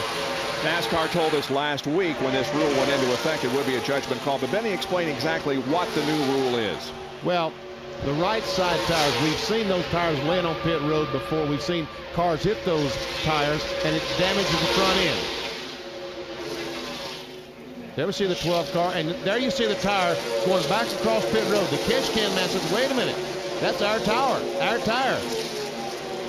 And he also is aware that it was kicked out by someone and not a member of the crew.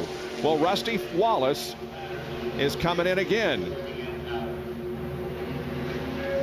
What is this all about? Car doesn't sound like it's at full song, Benny. I don't know, he just stopped, just changed 4 tires. And he went past his pit, John. What's going on? And he's got smoke coming from the cars. Robin Pemberton, his crew chief, just said the car's smoking a little bit. Apparently the engine shut off out on pit road. Rusty came on to pit road, and then he says, hey, the engine's still running. So Robin said, stay out there, just go down pit road, watch your pit road speed, and go back out onto the racetrack. So I'm going to have to follow up on this. Had not had a chance to talk to Robin right now. Rusty telling his crew that, man, that is a crying shame that he felt like he had a car capable of winning today's race. Well, we saw some smoke. Couldn't tell if it was from the exhaust or where, but we did see some smoke, but now I don't see any. And Robin Pemberton is trying to figure it out himself. John Andretti is in for a stop. Here's Bill Weber. This is 2 left side tires and fuel. Andretti is out of sync with the world. He's all on loan on pit road all by himself to get the fuel in. He heads back out, but again, no partner here on pit road, which worked out the first time. We'll see if they can do it twice. And here comes the lead pack.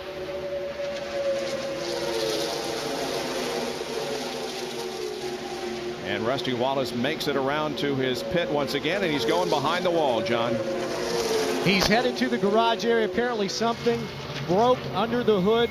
Not quite sure exactly what it was yet, but Robin Pemberton just congratulated his guys and said, you all did a great job. It's a real shame that we had to have this happen to us, but there was no way the engine, although it was still running, there was something broken in it that would not allow them to run at speed. So rather than stay out on the racetrack and be in danger to everybody else. And something with the 6 car now, Bob, or 26? It's the 26 car, and he's going to drop down off the banking, it would appear, and head for pit road. Yes, indeed. So Jimmy Spencer will come in for a stop. By the way, Rusty Wallace finished 4th in the Daytona 500. That was his best finish in 49 restrictor plate races. And Mike Skinner will come along and pit with Jimmy Spencer, as Jimmy is the first to hit his pit stall. There it is. Down to Jerry. Well, Jimmy Spencer out of gas on pit road. His crew now going to work to try to change the left side tires. They were trying to make it one more lap for Spencer, trying to be able to get him in and off of pit road, trying to be able to wait and get as much gas in the car as they possibly could. He was completely out of fuel when he came down. And Dale's car also out of fuel. We were hearing on the. Yes. I'm sorry, Jerry. Yes, he is. Dale Jarrett is out of fuel, coasting into turn 3. Boy, you just cannot take the chance of stretching it another lap, but we've seen that happen on a couple of occasions, and now it happens to Dale Jarrett. Well, what happened? Mark Martin and Jeff Burton has put a lot of pressure on these guys to take a chance, to gamble, because they're still out there. They still haven't stopped. If they can go to, what, 125 or 126, they can make it on that will be their last stop. And all these other cars have to stop again. It will come out to be a battle between Jeff Burton and Mark Martin for the victory. And Benny, obviously the weather change and the new restrictor plate hasn't really given these guys as good a fuel mileage as they thought they were going to be getting.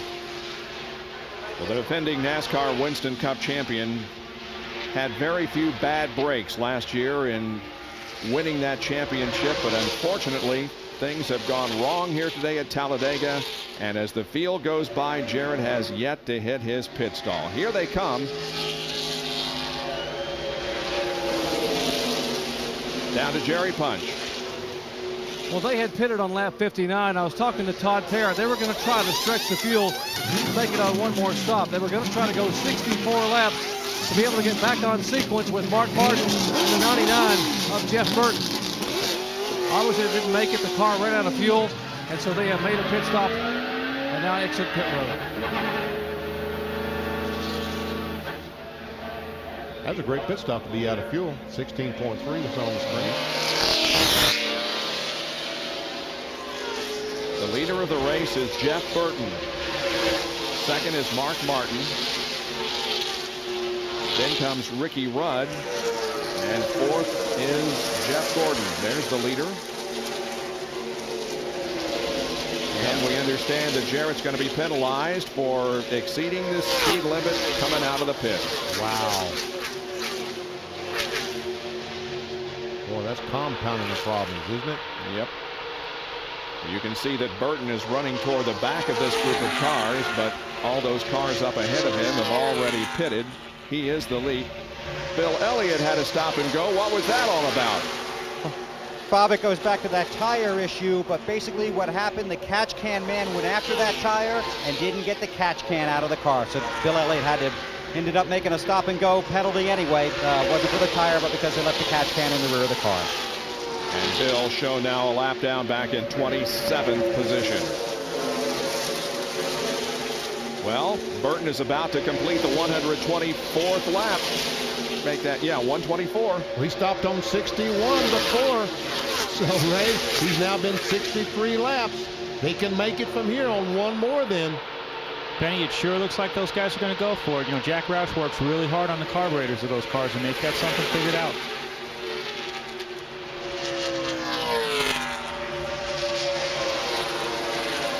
Now he begins to drop toward the bottom of the racetrack, and Jeff Burton will give up the lead here to make his second and what could be final pit stop of the afternoon. Frankie Stoddard, his crew chief, has given up his tire changing duties. He's now up on top of the pit box calling and here comes Mark and Jeff Burton down pit road.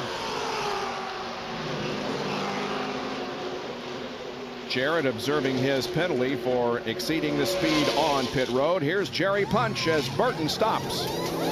3,300 RPMs. They remind the driver you do not want a speeding penalty now. This is the final pit stop of the day for the Exide Ford team and the Valvoline crew for Mark Martin teammates pitting about 4 stalls apart. They can make it the rest of the way on fuel. Left side tires. Now Burton stalls the car. He refires it. Martin is also down, so they will head back down pit road with the 6 car, then the 99 car in that order.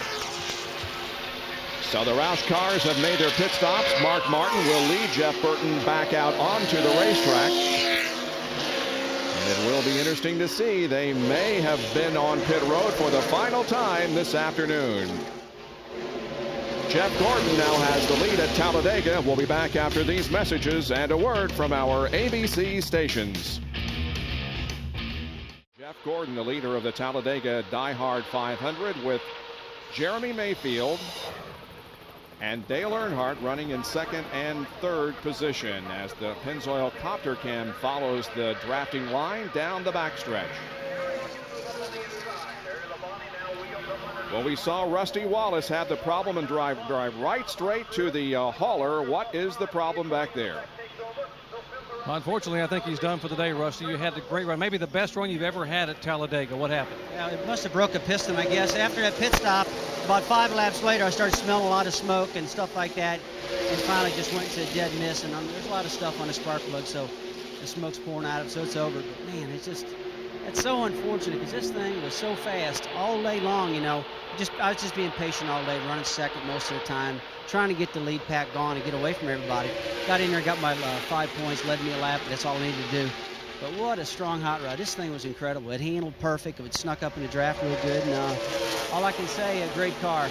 I really think we could have won the race. I really do. Right there at the end, the pit stops were stellar all day long. And they kept giving me awesome track position.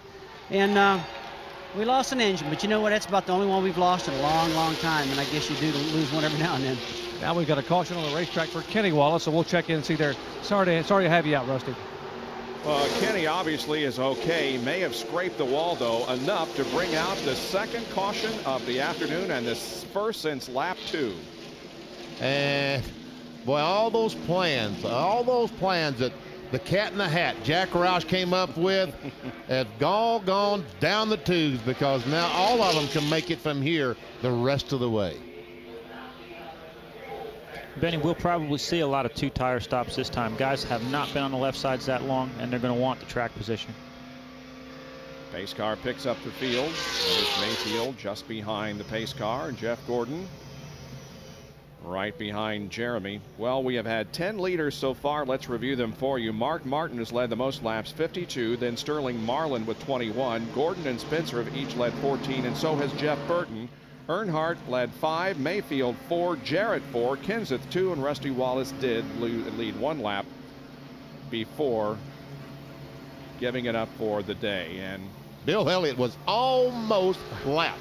He was about 45 seconds behind the leader. It takes about 49 to get around the racetrack. And the caution flag comes out. He goes all the way around and makes up that 40-some seconds. There he is, catching up with the field. Well, the track crew is going to go out and check the racetrack while we're under this caution flag, and we will see some pit stops here in just a moment. And we'll see how many of these cars change 2, how many change 4. Now, there are 24 cars on the lead lap, and so that many are eligible to pit here as the pits come open. Looks like about 24 cars coming down pit road, too. Yes, it does.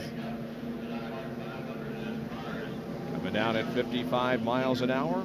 Dale Earnhardt stops at his pit stall. We'll throw to Jerry Punch. Triple split pits, 12, 24, and 3. Got a Ford and 2 Chevrolets.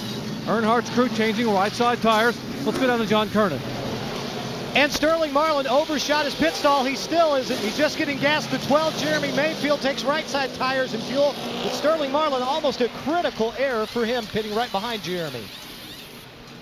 Wow, a 7.6 second pit stop for Jeff Gordon.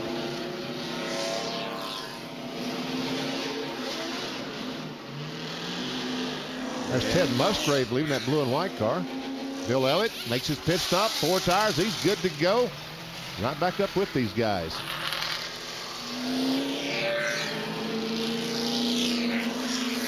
The 6 and the 99, Mark Martin and Jeff Burton did not stop. They pitted not too long ago, so they have elected to stay out there and get the track position. More from Talladega in a moment. An enthusiastic crowd of more than 170,000 have gathered here on this beautiful Sunday afternoon in Talladega, Alabama for the DieHard 500 NASCAR Winston Cup race. We are under caution here with 133 laps completed. Well, you know, technology has come a long way, but speeds actually here have slowed down. Here's a NASCAR 2000 moment brought to you by NASCAR Racers, Jerry Punch. When we talk about restrictor plate racing, and what are we really talking about? Well, what we're talking about is a restriction of air getting into the engine.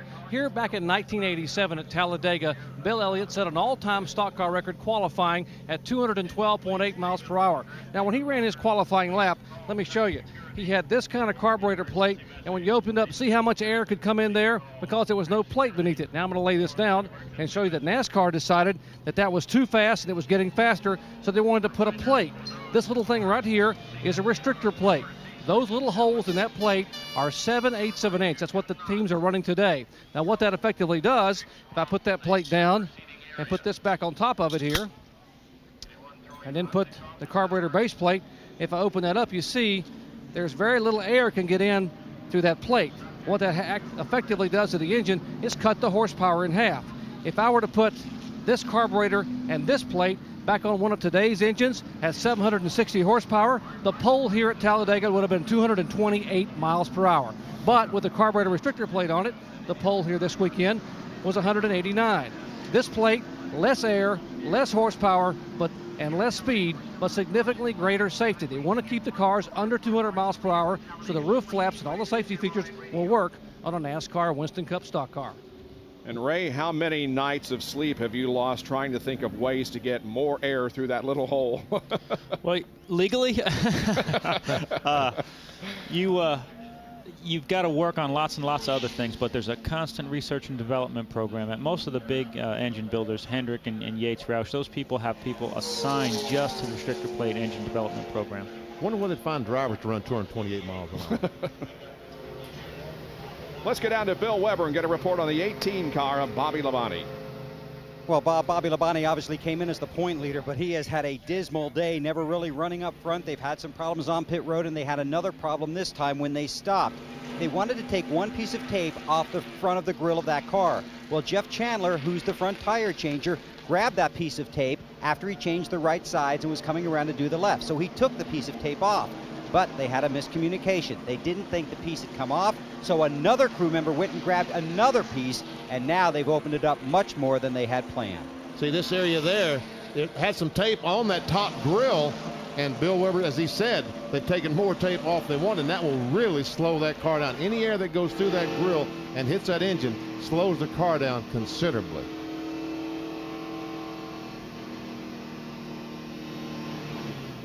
Still under caution, Mark Martin, Jeff Burton, Kenny Irwin is running in third position. Fourth is Mike Skinner, then Jeff Gordon, Jeremy Mayfield, Michael Waltrip, Sterling Marlin, Ward Burton, and Jimmy Spencer. Those are the top 10 as we are just about ready to get the green flag and resume this race on lap 136. I don't know if we mentioned that Bobby Hamilton has also lost an engine in the Kodak Film Chevrolet. He is out of the race. He, Kenny Wallace, and Rusty Wallace.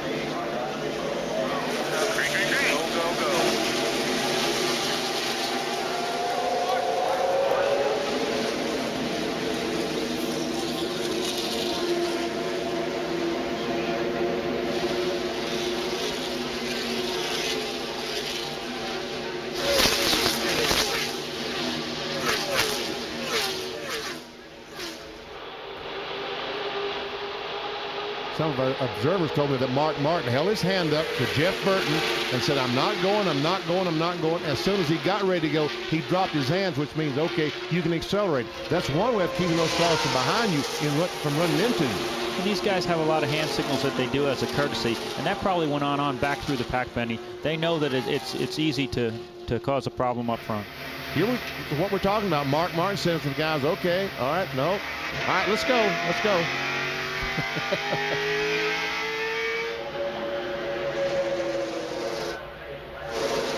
Mark will lead them down to complete lap number 136, and Mike Skinner makes a move to the inside of Kenny Irwin for the third spot.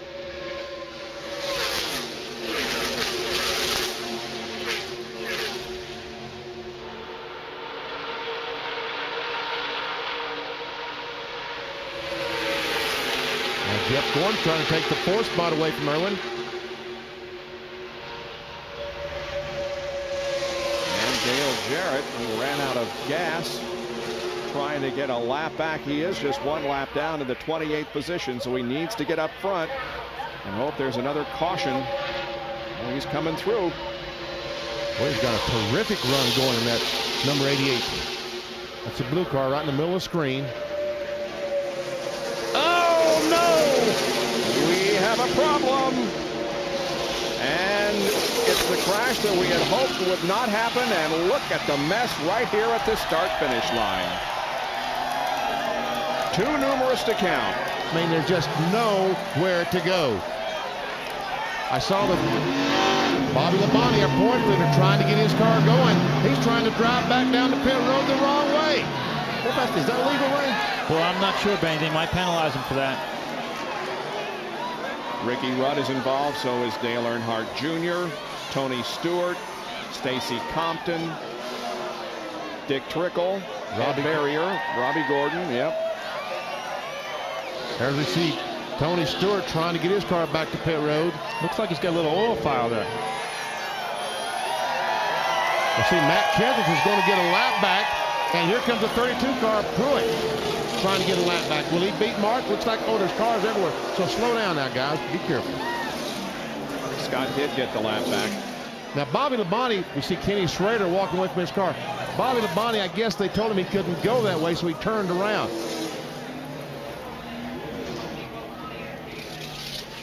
Well, Labonte's crew looks over the situation. Here comes Tony Stewart limping toward pit road with a bit of a fire there. And Ricky Rudd likewise has damage in the left front of that car. Well, let's take a look at what happened. The cars were right in the tri-oval in front of the main grandstand when trouble broke out. The 32 car, right there is where the trouble's going to start. He makes contact with Robbie Gordon.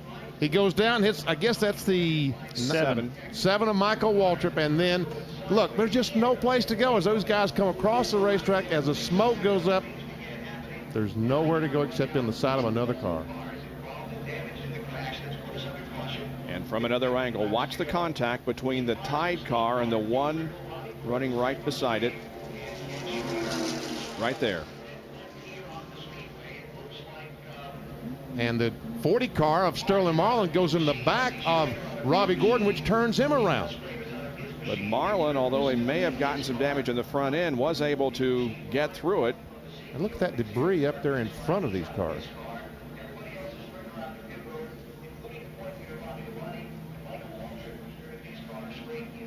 And from another angle,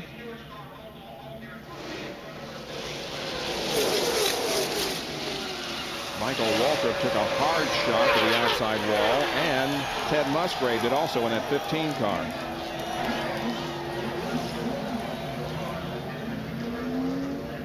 All right, now we go on board with Michael Waltrip. And we'll just listen this time.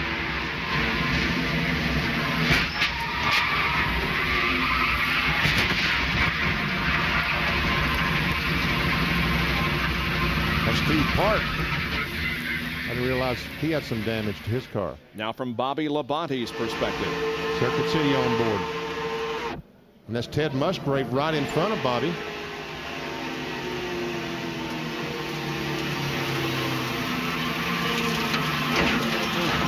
Man, you talk about a racetrack block. He was doing pretty good right till he got there, and it was totally blocked. Yeah. Now he's going to spin the car around and head toward the pits in the wrong direction. And now from Dale Earnhardt Jr.'s perspective.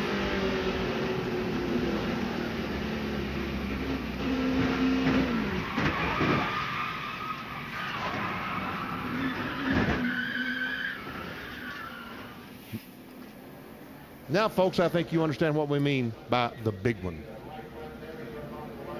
But we waited for over 135 laps before we had it. That's one reason you hate to see caution flags, because they always seem to breed more caution flags. Under caution because of a multi-car wreck at Talladega. We'll be right back.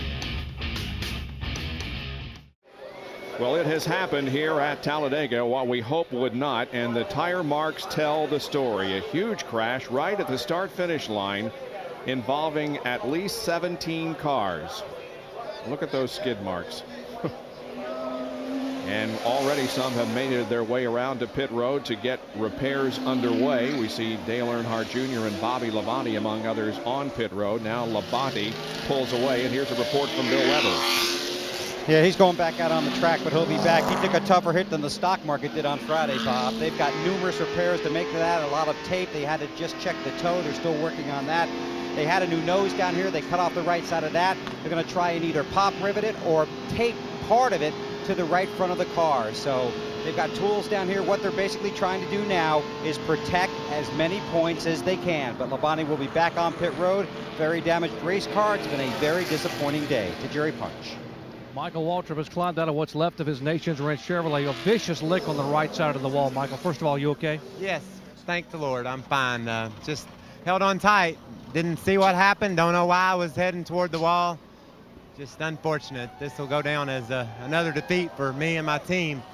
But it could have been so much more than that. We had positioned ourselves nicely, worked hard all day long, and just got involved in a wreck. Those are avoidable. I mean, we raced so close together for so long, and then somebody just makes a mistake and wipes out half the field. I'm proud of my Nations Rent Chevy, though. Man, it was good. If you look to our left here, the crew is working viciously or vigorously to get this car back on the racetrack, Michael. And the reason being, with 17 cars involved, you could gain some points. Yeah, we could gain upwards of 50 points, and that's big. You know, you have to go after these things. The guys will do their best to fix it, and if they don't get it fixed, at least we'll be able to fit it on the trailer, and before that wasn't going to be the case. So just work on it and try to get back out there, because this team has been good this year, and now we're crashed. I'm just sad for my sponsors and my team.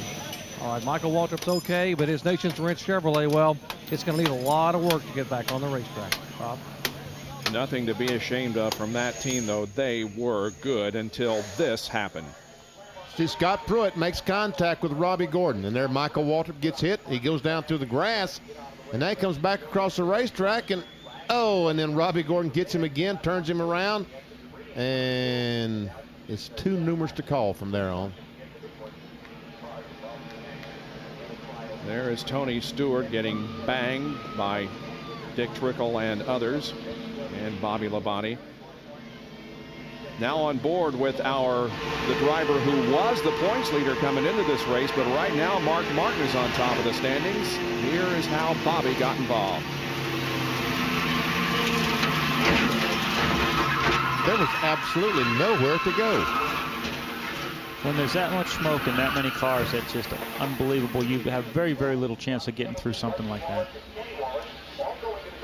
And yet another angle, we see Michael Waltrip taking a shot down there at the bottom of the track, then sliding up and hitting the outside wall very hard, while others are just collected as they head down toward the start-finish line.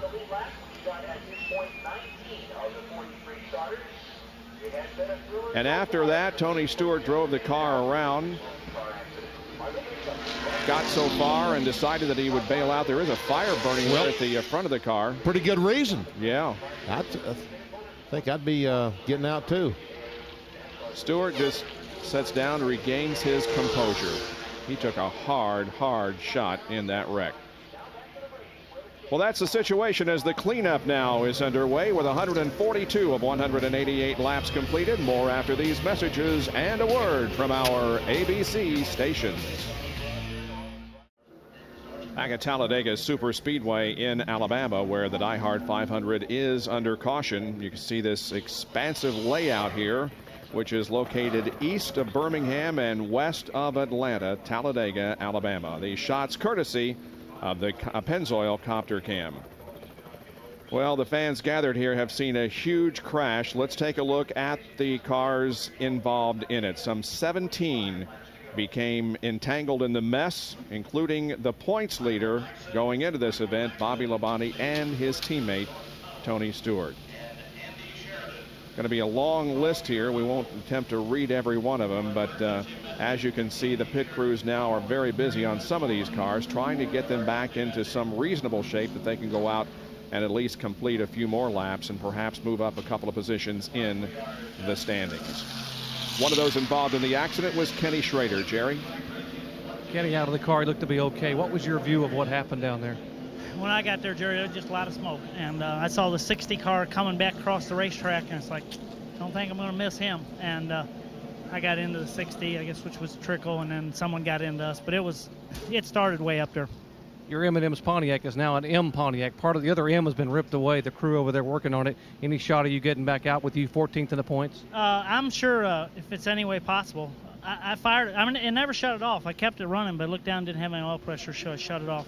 Steering wheel was still in about the same position, so they might be able to just put all the stuff in front, back of the motor, radiator and stuff, and get it back out. But we talked about this before, Jerry. At least it wasn't the W&W Pontiac, so it wasn't all that bad. It wasn't upside down. A sense of humor from Kenny Schrader. He'd like to get back out, guys, and stay in the top 15 in points if possible. Well, we're just glad to see him okay. Let's take a look at a Napa field summary and where they are right now with Martin and Burton showing the way, with Skinner, Gordon, and Kenny Irwin completing the top 5. All these cars on the lead lap. Right now we're showing 19 cars on the lead lap. We saw the 17 and the 32 race the leader, Mark Martin, back to the pits, back to the line, and we said, well, he got a lap back. Well, the fact of the matter is that Mark Martin had already taken the caution flag, so that froze the cars in position. They were not allowed to pass the leader. And there are some of the cars involved that are off the track getting repairs made. Well, this is the big one that occurred right here in the Tri-Oval. 17 involved in a big pileup at Talladega. Apparently everyone is okay. The DieHard 500 continues here on ABC Sports in just a moment. Still under caution here at Talladega in the DieHard 500. Well, tonight at 7:30 Eastern Time, the NHL Stanley Cup Playoff Conference quarterfinal game number 3 features The Philadelphia Flyers against the Buffalo Sabres. Dominik Hasek, 25 saves, but it's still his team 0-2 in the series. ESPN and ABC are the exclusive networks for all Stanley Cup action. The cars line up 2 by 2, and you know what that means. We are set to go back to competition on lap 147.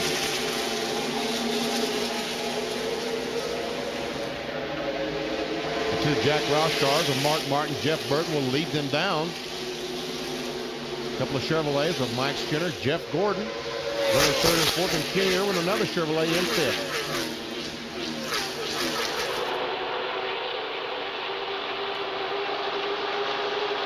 Kenny Irwin is having one of his best runs of the year, his best finish in the year 2000.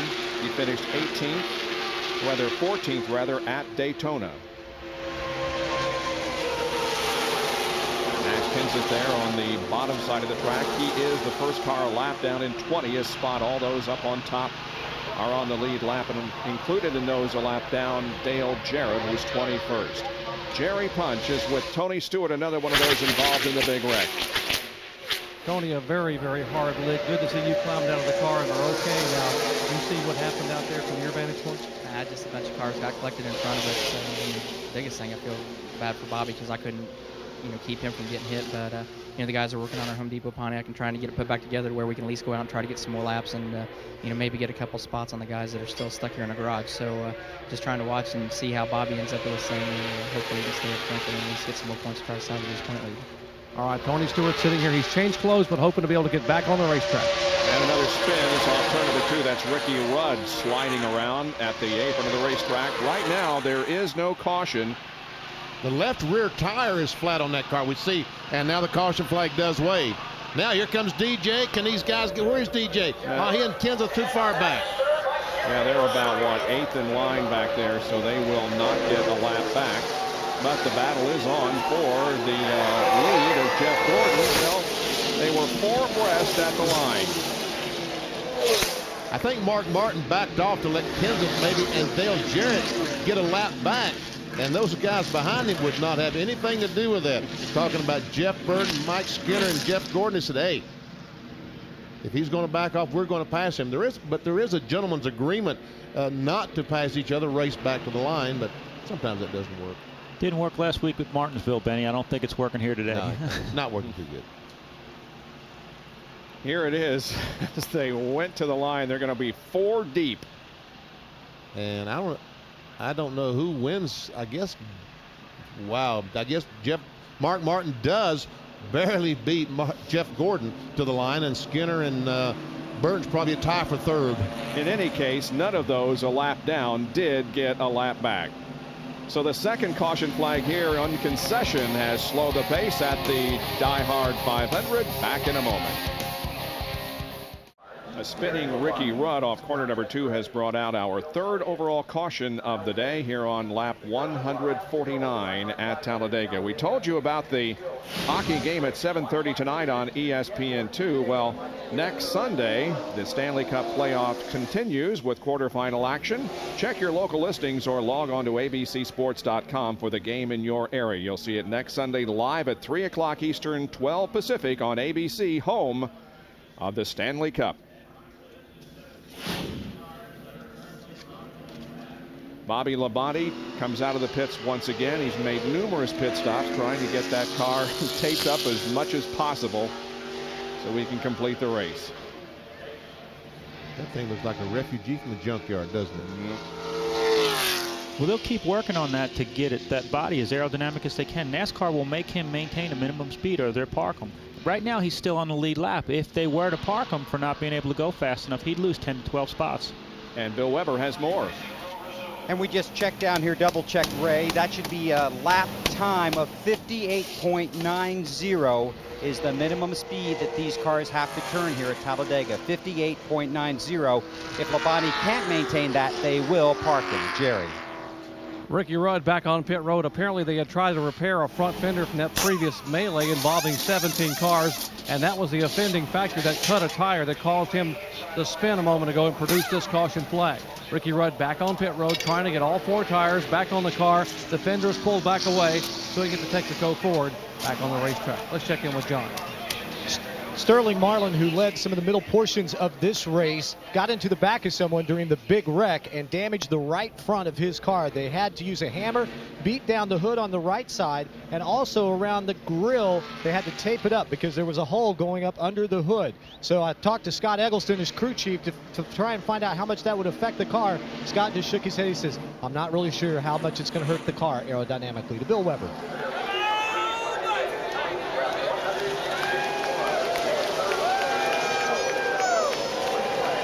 John Kernan wants the answer to the question that Benny just posed. Well, I also talked to Sterling's crew chief about that. He says, I think we're going to be okay. Although, under caution, the temperature had gone up into the 220 range. They're hoping that once it gets back up to speed, it'll push a little more air into the radiator to help cool the engine down. Cars build up speed as they hit the backstretch with Martin leading Gordon and Mike Skinner and Jeff Burton and Ward Burton.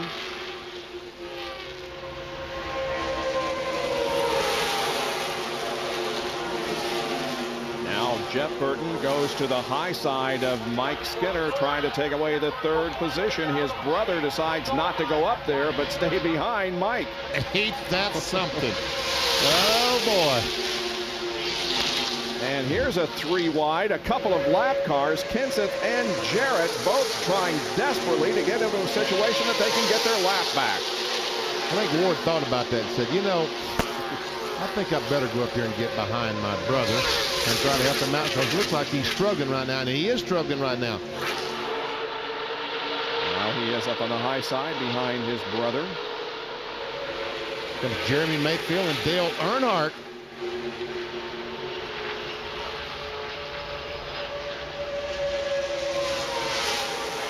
Mayfield will go to the middle lane now, up behind Jeff Gordon.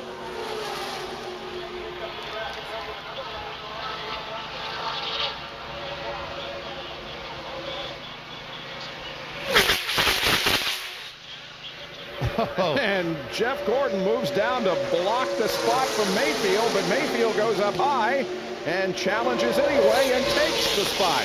Just got some help in the middle there with Matt Kenseth and Mike Skinner, though. They might be okay.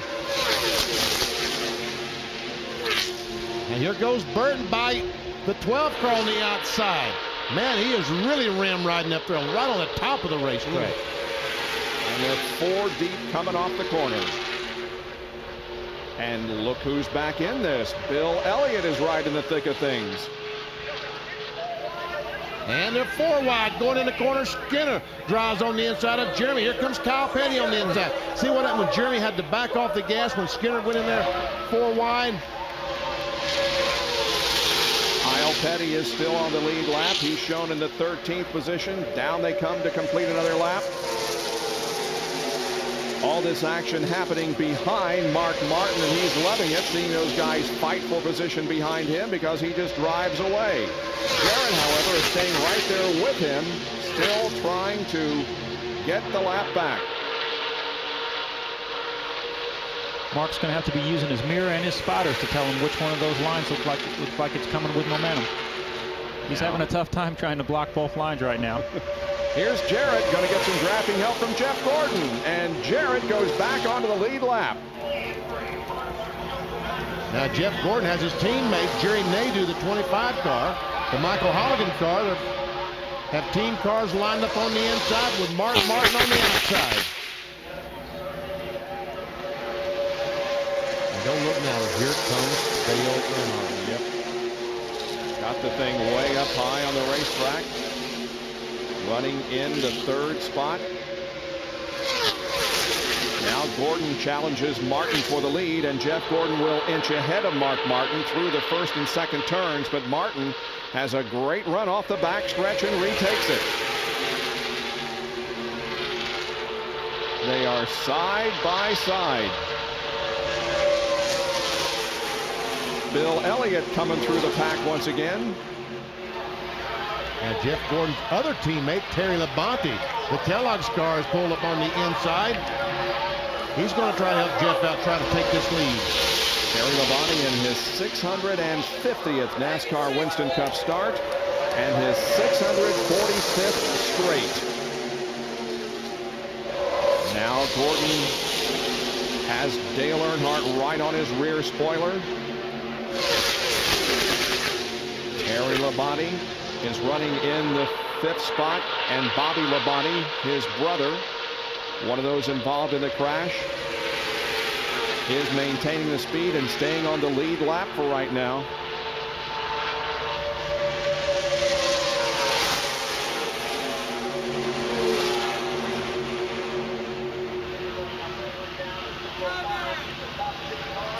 They continue to run 3 wide back of those running up front. Matt Kenseth in the 17 car. He is in 21st spot, a lap down.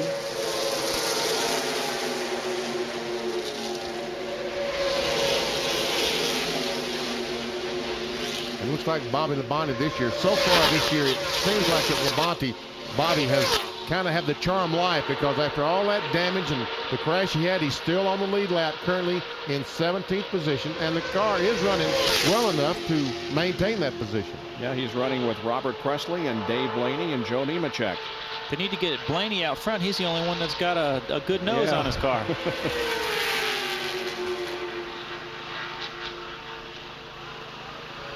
Back up front. Martin continues to hang on to the lead. That 97 car, the John Deere car of Chad Little, is back in the 26th position, 3 laps down.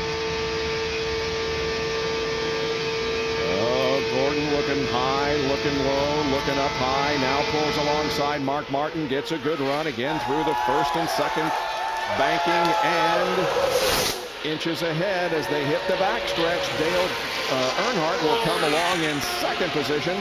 Now we've got 3 Jack Roush cars lined up on the inside. Mark Martin, Jeff Burton, and Chad Little. Chad Little is the only one not on the lead lap. He's in 26th spot, 3 laps down.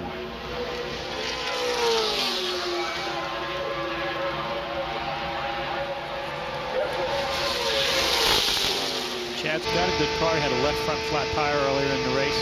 Put him 3 laps behind. On board with Mark Martin, 159 laps are now completed. There are the top 5. Back after these messages and a word from our ABC stations. Just a little past 4 o'clock Eastern Time. We welcome you back to Talladega Superspeedway. We've completed 162 of 188 laps in the DieHard 500 NASCAR Winston Cup race, and Jeff Gordon no longer has the lead as Mark Martin brings Kenny Irwin and Ward Burton with him. Now Dale Jarrett is the lead car, but he is at the tail end of the lead lap. It's an afternoon of racing here on ABC. At the conclusion of this event, in just about 55 minutes from now, you'll be able to see the IROC race that was held here yesterday at Talladega Superspeedway. The second of 4 races in IROC 24. That's coming up next here on ABC.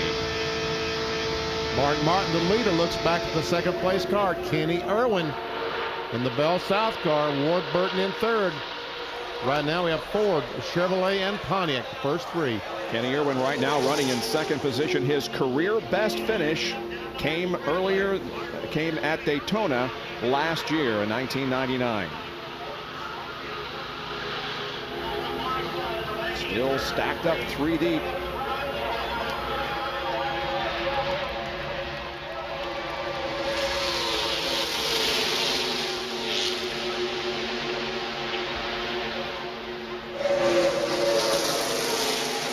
Jeff Gordon and Bill Elliott running together, contesting the 5th position.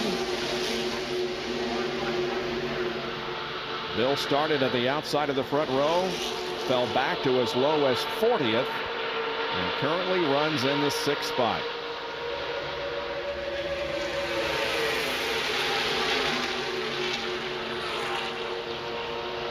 We talked about the hole that you couldn't get in could make a big difference in your day. Jeff Gordon was about 6 inches from sliding back in line in 4th or 5th place, and now he's hung in the middle.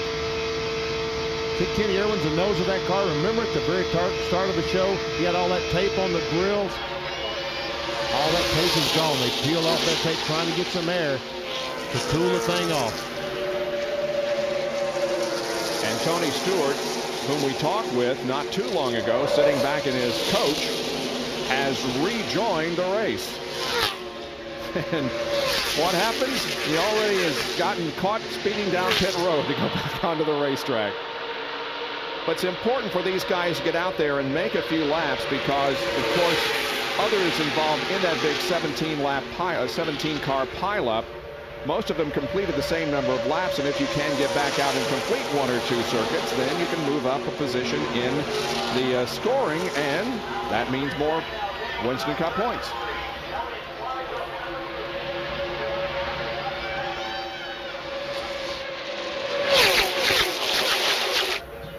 Look how quickly things can change. Kenny Irwin was second just a couple of laps ago, and now as they come down and cross the line, he'll be shown in the 6th spot.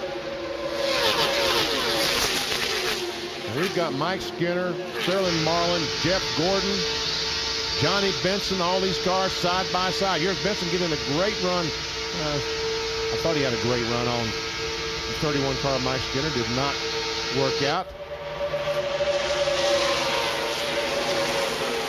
Benson finished 12th in the Daytona 500, led 39 laps at that race. And now Ward Burton is going to get hung out and lose positions. Dale Earnhardt has moved into 2nd spot. Here comes our pole sitter, Jeremy Mayfield.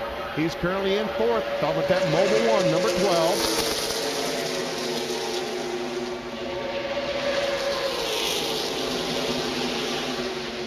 Sterling Marlin moves up to 5th.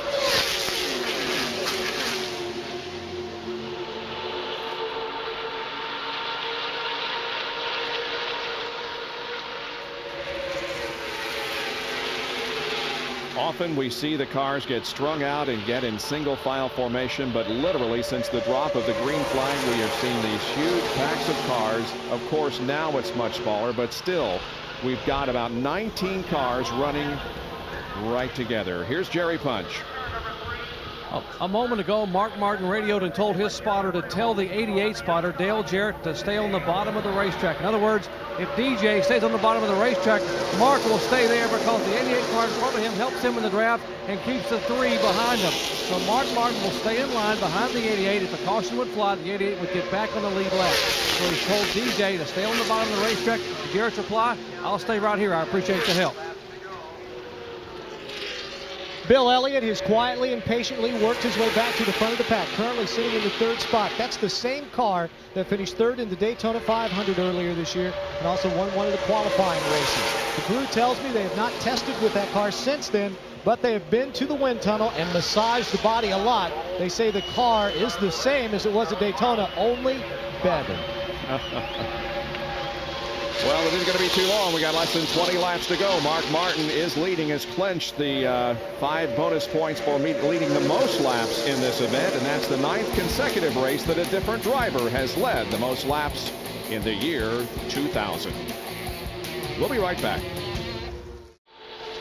The DieHard 500 in its closing laps. 172 complete of 188, and the leader of the race is Mark Martin, followed by Dale Earnhardt and Bill Elliott. Completing the top 5, Jeremy Mayfield, who was our pole sitter, and the 31 of Mike Skinner. On board with Mark Martin, looking back on Earnhardt. Last lap, all top 6 cars were in excess of 190 miles an hour. The fastest was Kenny Irwin at 191.8. Kenny Irwin won't be the fastest this time because he has Jeff Gordon alongside of him as they battle for that 7th position, 6th position. I was right at the beginning with 7th. And they were just side by side long enough to let those other guys catch up to them. They were out a little bit on them, ran side by side, the other pack caught them.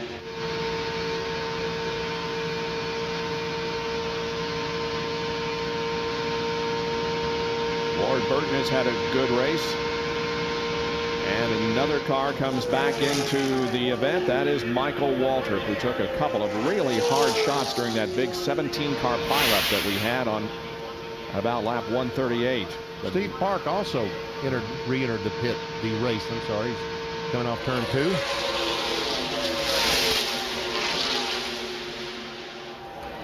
Ward Burton in the Caterpillar car looking for a place to go. And Bill Elliott goes on the upside of the racetrack. I think he's getting shuffled to the rear as we speak. Jerry Punch has more on this cooperation that is going on between Mark Martin and Dale Jarrett. Well, as much as Dale Jarrett would like to be able to stay on the lead lap and have a caution and be able to come back and have a shot, he radioed to show the sportsmanship that DJ has. He radioed a moment ago through his spotter to Mark Martin and said, ask Mark if I'm hurting him. If I'm hurting him, I'll get out of the way. I'll be happy to get out of the way. Mark Martin's reply, nobody, stay right where you are. Stay on the bottom of the racetrack. I'm using you to hold that 3 car off behind me. You're doing a great job. Stay put. Now here comes Jeremy up on. Oh, a spin down on pit road. Dave Blaney smacks the inside wall on pit road. Wow. Man. Sure. We saw him once before. Yes, we did. He had to go to the grass when he came in earlier to a pit stop. And now hits the wall. There will be no caution. Now Earnhardt has been shuffled back to about 4th or 5th spot. Skinner's moved up to 3rd. Sterling Marlin 4th. And here comes Jeff Burton with a great run. Boy, contact there between Burton and Earnhardt. They traded paint at the end of the backstretch. We'll put Jeremy Mayfield, the pole sitter, up into 2nd position now. And here is the incident involving Dave Blaney. Once again, he comes in too hot, gets that right rear in the grass, and look out, NASCAR inspector. Well, he goes by him. Okay, look out, guys. Look out, guys. And I believe everyone did look out. Well, let's hope. We saw some debris bounce over the wall. Let's hope that nobody was hurt by that incident involving Dave Blaney. If I'd have been down there, I'd have gotten hurt trying to get out of the way. Absolutely. Oh, here goes Jeremy for the lead. Go. Mayfield looks up to the high side of Mark Martin, but cannot make it work. Mark Martin retains the lead. And they'll come down to complete lap number 177. Mayfield looking high, looking low, can't go anywhere. And Jeff Gordon is back in this thing, it looks like.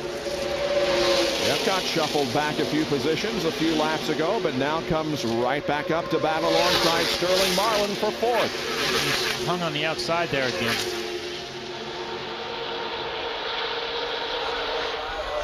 And Jeff Burton once again tries to go inside of Sterling Marlin and will do so down the backstretch. With Dale Earnhardt in tow, Mark Martin is going to move over in front of Jeff Burton. And Jeff Gordon just moved right over in front of Jeff Burton, trying to get some of that push in that 99 car. And it looked like it worked very well. Jerry Punch, any injuries down there on pit road? No, very close call. We were about 4 or 5 feet away from where the 93 car came flying by. Robert Yates was standing just below us. He dove back around the wall and caught his foot on the wall and tumbled over and hit his head. And that's why they brought the ambulance down pit road a moment ago. But I went over and talked to Robert. He's up and okay now, walking around and taking the ambulance back away. But wow, some scary moments down here. I'll bet so. Good to hear nobody is injured. All right, we've got less than 10 laps to go. There is Robert Yates. He's okay. He said, I think I will sit down though.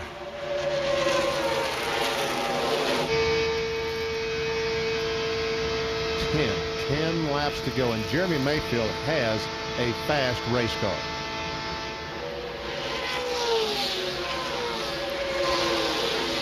Back here, they're 3 wide.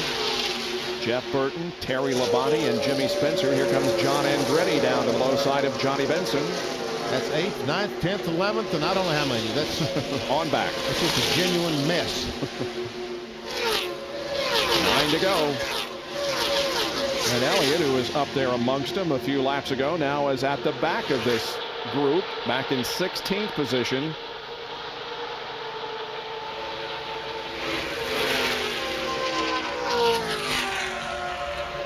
As they continue to fight for position, Kyle Petty has had a great run this afternoon. He's 14th, and so has Wally Dallenbach in the 75. He's been on the lead lap all day and is in the 15th position.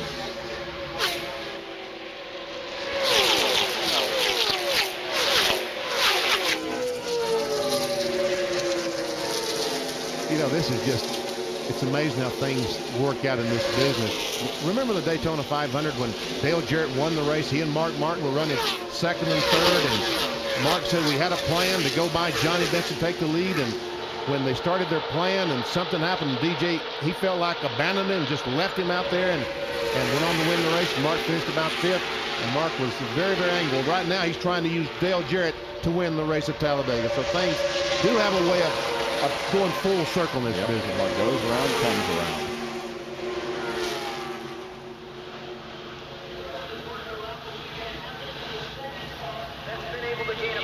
At 32 and 17 are racing for position. They're racing for the 18th and 19th spot, one lap down, talking about the 17th of Kansas and the 32 of Pruitt. And the 25 of Jerry Nadeau is also in that battle. 18th, 19th, and 20th.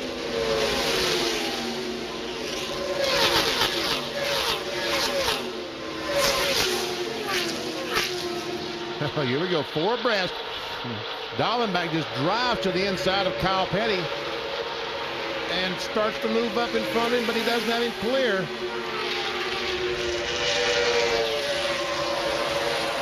Kyle Petty finished 13th in this race last year and 19th in the October race here at Talladega.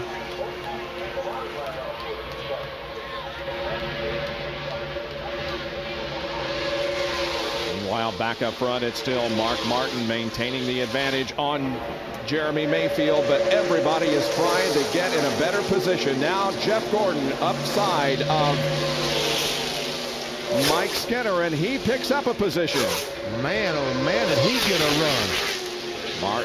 Jeff Gordon now moves to third spot behind Mayfield and Martin. It's Skinner back and forth, and Kenny Irwin in fifth spot. And again, the shuffle is on down the backstretch. Jeff was always real good at watching the cars behind him and estimating that push. He keeps rolling back a little bit, letting the cars catch up to him, getting that good push. Here we go for the lead. Now, Jeremy on the outside and Mark on the inside. But is it going to work for him? Because nobody is going up there with him. And Jeff Gordon trying to go to the inside. He's on the apron of the racetrack. Here they come to the line. It's going to be Gordon. He's got Skinner right behind him. And Jeff Gordon takes the lead here at Talladega with 6 laps to go.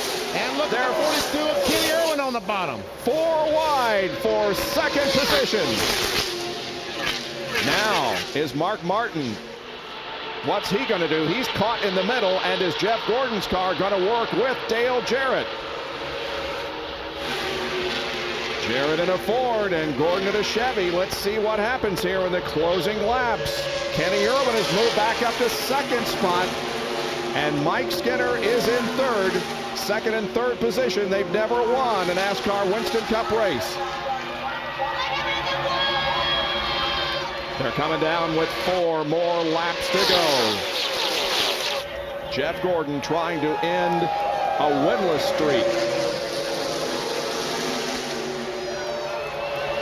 And Skinner goes down on the grass to move into second spot. He's on the inside of Kenny Irwin. And he successfully gets second spot. Ward Burton is up high with Terry Labonte. And Ward Burton slides down into third position.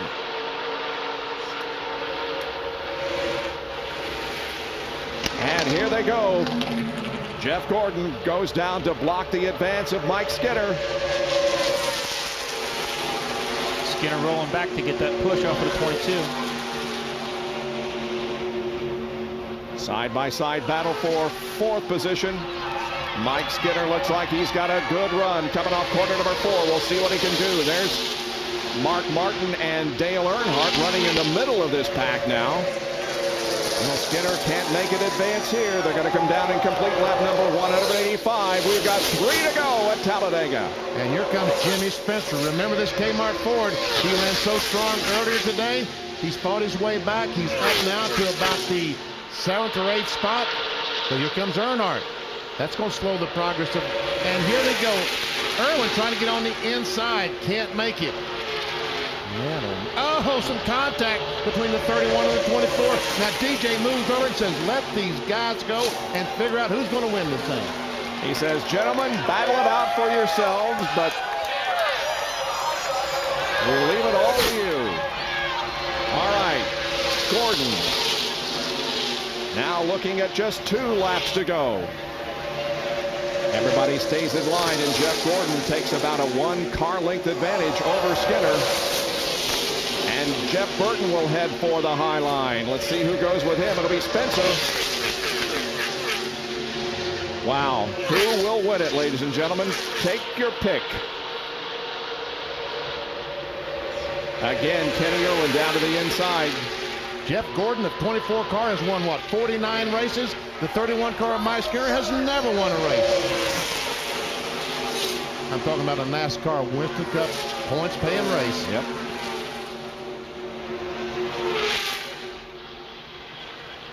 They remain in the same order. Oh, and this time Gordon comes up the hill. I thought Skinner had a run, could not quite make it. And they're looking at the white flag. We've got 1 more lap to go at Talladega. Jeff Gordon completes lap number 187 in the lead. Skinner is second. Kenny Irwin down on the low side in third. Ward Burton up high and losing spots. Can Mike Skinner make a move? And can Kenny Irwin make a move? They're down the back stretch for the final time. Gordon keeps the car low on the racetrack. Nobody makes a move yet. Will anyone make the move before they hit the start-finish line? Now Kenny Irwin looks to the inside of Mike Skinner. Nothing going there. Dale Earnhardt is up on the high side. In the battle for third position. He's got a good run up there. Remember what Mike Skinner said? He'd wreck his mother to win a race? Let's see what happens. Gordon has the lead as they come down through the tri-oval. And Jeff Gordon is back. He's going to win the DieHard 500.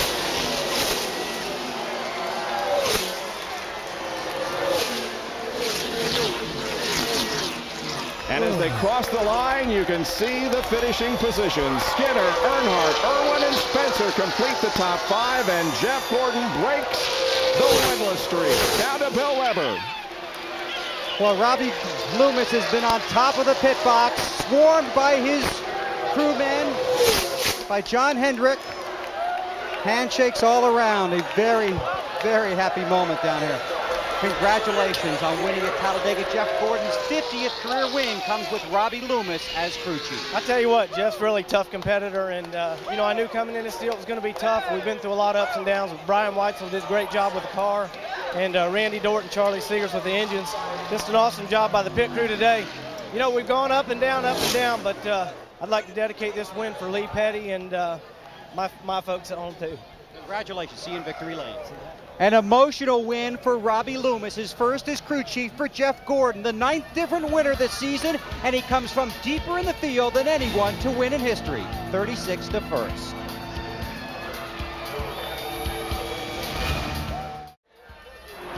Jeff Gordon and the new Rainbow Warriors are back. They have watched their driver take the checkered flag here this afternoon in Talladega, and they have seen Jeff Gordon win his 50th NASCAR Winston Cup event and breaks a 14-race losing streak that dates back to last October at the Lowe's Motor Speedway in Charlotte. Let's go to victory lane, our McDonald's Winner's Circle interview. Here's Dr. Jerry Punch. And listen to this crowd of 170,000. Jeff Gordon gets out, hugs his wife, Brooke.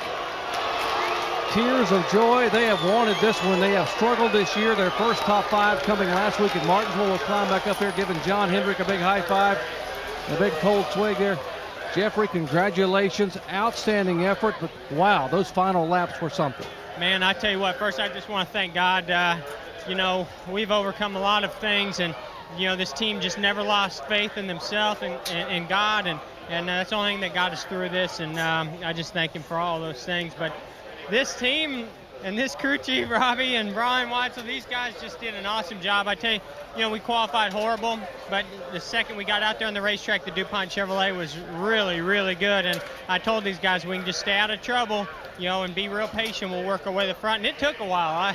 I tell you, I was getting frustrated back there in the back for a while. I'd come up a few spots and go way back, and once I got to the top 10, I tell you what, this thing was just incredibly fast. Mark Martin, very strong. A lot of people doubted anyone could handle him today. Well, you know, when it starts shuffling up like that towards the end, you start getting some big pushes, and you know, I learned from the best, Earnhardt, and I didn't want to see him come up through there because he's the toughest guy there is to race with at these places because he's so good with the air. and learned a lot of things from him. They paid off today, but can't do it without this great car and all of our sponsors. Want to again thank DuPont Automotive Finishes and Quaker State Pepsi, Kellogg's, GMAC, Chevrolet, and Goodyear. Jeffrey, a landmark 50th career victory. Go celebrate. I will be. I'll tell you what, I can't wait for the weekend off, and we got one coming up. This has just been quite a blessing. I tell you what, to get back in victory lane, it feels awesome. For it to be 50 and such a great day, I tell you, it is emotional. It's sending chills up my spine right now. The records are falling here in NASCAR. Jeff Gordon's 50th career victory and the 9th different winner in 9 races here in the year 2000, Bob. Earlier this year, Rusty Wallace won his 50th, for there are now 4 tied with 50 wins. Wallace, Gordon, Wallace, Jarrett, and Johnson. More after these messages and a word from our ABC stations.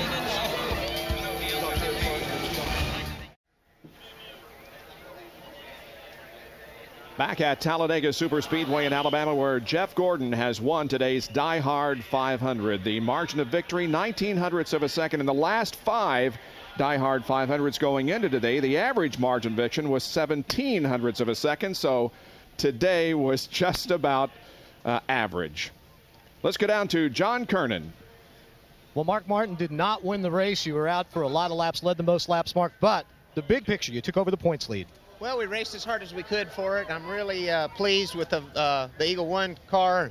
Valvoline Cummins team has worked hard on our plate stuff this year.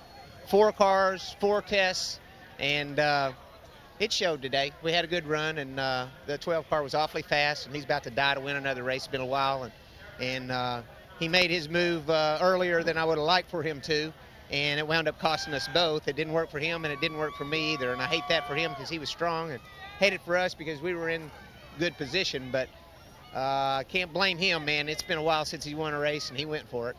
Mark Martin made almost all the right moves today. Now let's go to Bill Weber. And that's Dale Earnhardt. You did come home third. An entertaining but frustrating day, I imagine. Yeah, I just soon race 500 miles at 500 laps at Martinsville to do this again. It's just beating and framming, and just can't go anywhere. You got no throttle response. It just tied the cars down with that small restrictor plate. They need to take the restrictor plate off and open the front ends up and get the, spoilers way up on something to slow the cars down, dirty up the cars or something. This is not racing. This is definitely not racing. And not a lot of help today, really, for anybody that stuck with anyone. Well, you couldn't. I mean, every man for himself, and somebody get a run, they'd have to take it. And it was just a shove and go and push and shove, and it's just terrible to have to race like this. It's really not racing. It's chess playing, and see who comes out on top after everybody gets beat around.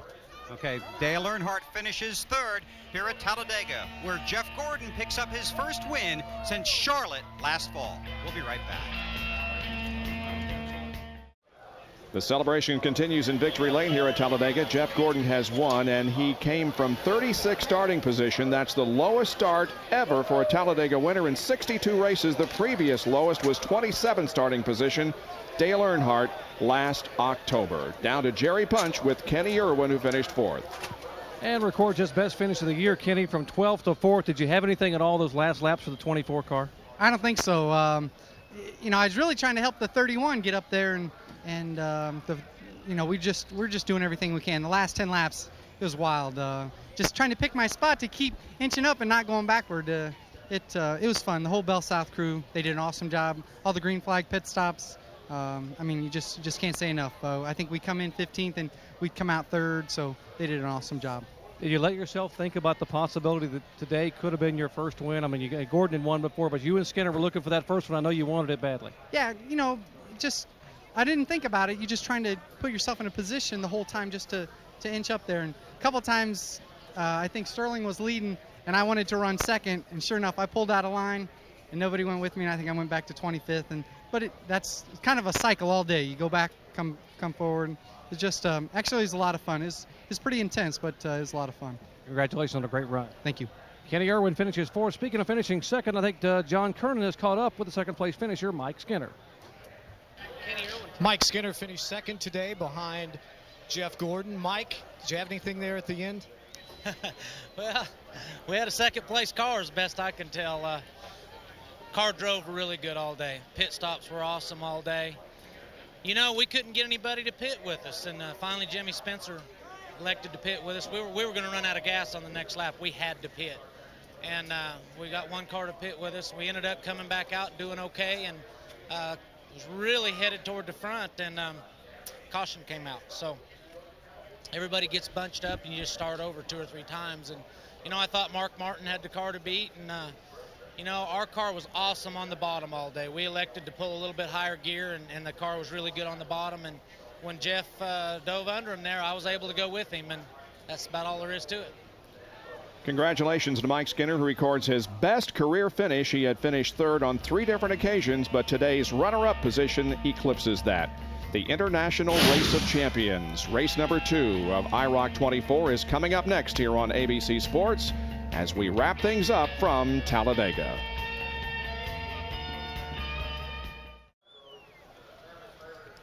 We have our 9th different winner in as many races to begin the 2000 NASCAR Winston Cup season, and we also have a new points leader. Mark Martin gains a spot and takes over the lead from Bobby Labonte. Ward Burton stays in 3rd. Dale Earnhardt moves up a spot. Jeff Burton down 1. Dale Jarrett gained a spot. Jeff Gordon moved up 5 with his victory. Rusty Wallace dropped 2 positions. Jeremy Mayfield stays in 9th, and Terry Labonte moves into the top 10 in the point standings. And speaking of Bobby Labonte, here's Bill Weber. And it's a good-natured but frustrated Bobby Labonte. You've had some great days this season, but this was not one of them. Well, no, but it could have been a lot worse. I tell you what, I looked at the car afterwards, and we could have busted the radiator, got the oil pump or something like that. And unfortunately, the guys worked real hard, got it back out there. We lost 1 lap, and just were able to get back some positions there that maybe we didn't deserve being involved in a big wreck like that. So good day or bad day, at least we finished up 21st, which wasn't all that bad. A difficult day all around, though, let aside from the wreck, because there was tremendous traffic. Well, yeah, I mean, we just rode around the back all day. Never raced until about 3 laps before that wreck happened, and I guess I should have waited, and what were you waiting for back there? Well, yeah, that's pretty well put like that. But, it's just one of those deals, and, sometimes you're involved and sometimes you're not. Okay, Bobby, thanks a lot. We'll see you in California. Okay, thanks a lot. Okay, that's Bobby Labonte. He's currently 2nd in points, 24 behind, and obviously a difficult day for him. They were hopefully hanging at the back of the race pack and avoid any trouble that might have come up, but that wasn't able to occur. Let's go to John Kernan. And a great run for Jimmy Spencer today. Jimmy, from a fan's point of view, that was a heck of a race, but what was it like for you in the driver's seat? Well, the most important thing, John, is the fans enjoyed this race. And if I was paying $50-$60 for a ticket, I want to see a good race, and they saw one in the DieHard 500. For us, it was very stressful, For us to come from about 14th or 15th the last 2 laps and get 5th, I'm really happy with the Kmart crew. And, we led the race today. We had a really good car, and the guys did a great job at the shop and here.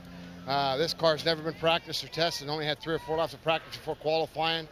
So the Kmart team worked hard for this thing. And, Carl Haas and Travis haven't given up on us yet. And Carl's out in California. I know he's watching this. So good luck today, Christian and Michael. And, thanks for supporting us.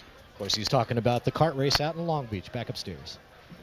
Good run by Jimmy Spencer, coming home in the 5th position here this afternoon. We'll be back to wrap things up from Talladega in just a moment. Jeff Gordon wins his 50th NASCAR Winston Cup event.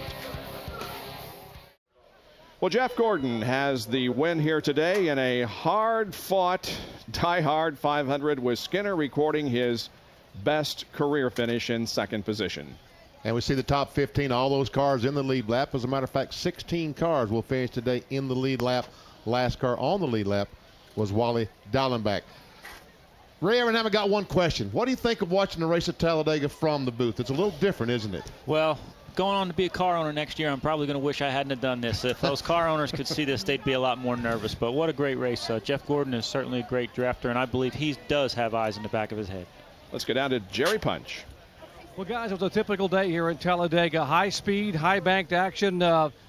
Lead changes all around, and everyone talks about the big one, and indeed it did come on lap 139, involving 17 cars. That wreck may not have changed the outcome, but did one thing today, and that is change the points lead.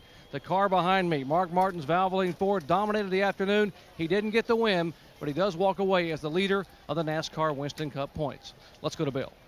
Well, Jerry, here at Talladega, Jeff Gordon finally got to victory lane. It took him 9 races to get there, and during that time, Gordon was always very pleasant. He always put on a good face. He tried to absorb all the pressure, knowing most of the time the pressure was squarely focused on Robbie Loomis, his new crew chief.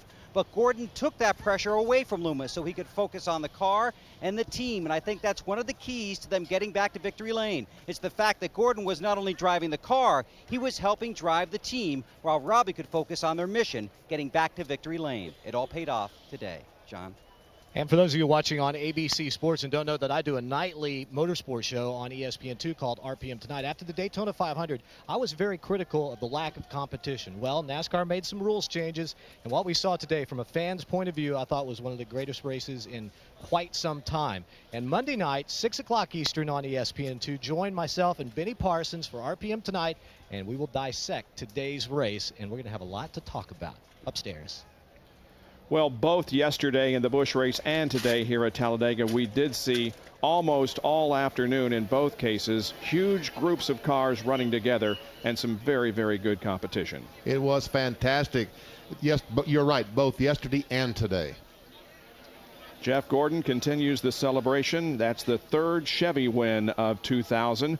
We mentioned he started in 36th position. It's only the 6th race in NASCAR Winston Cup history that a driver has started from lower than the 36th starting position. So a big win here for Jeff Gordon today. Everybody was totally focused on getting to the front and making sure they were in the right position for the end. But a good run can be cut short by many things, including this huge 17-car pileup. Fortunately, though, there were no injuries in the accident. The average speed of the race was 161.156. Jeff Gordon led 25 of the 188 laps. Mark Martin led the most here this afternoon. Well, this has been a presentation of ABC Sports, continuing the tradition of excellence. Now to our Wide World of Sports studio in New York. And here is your host, Robin Roberts. So long from Talladega.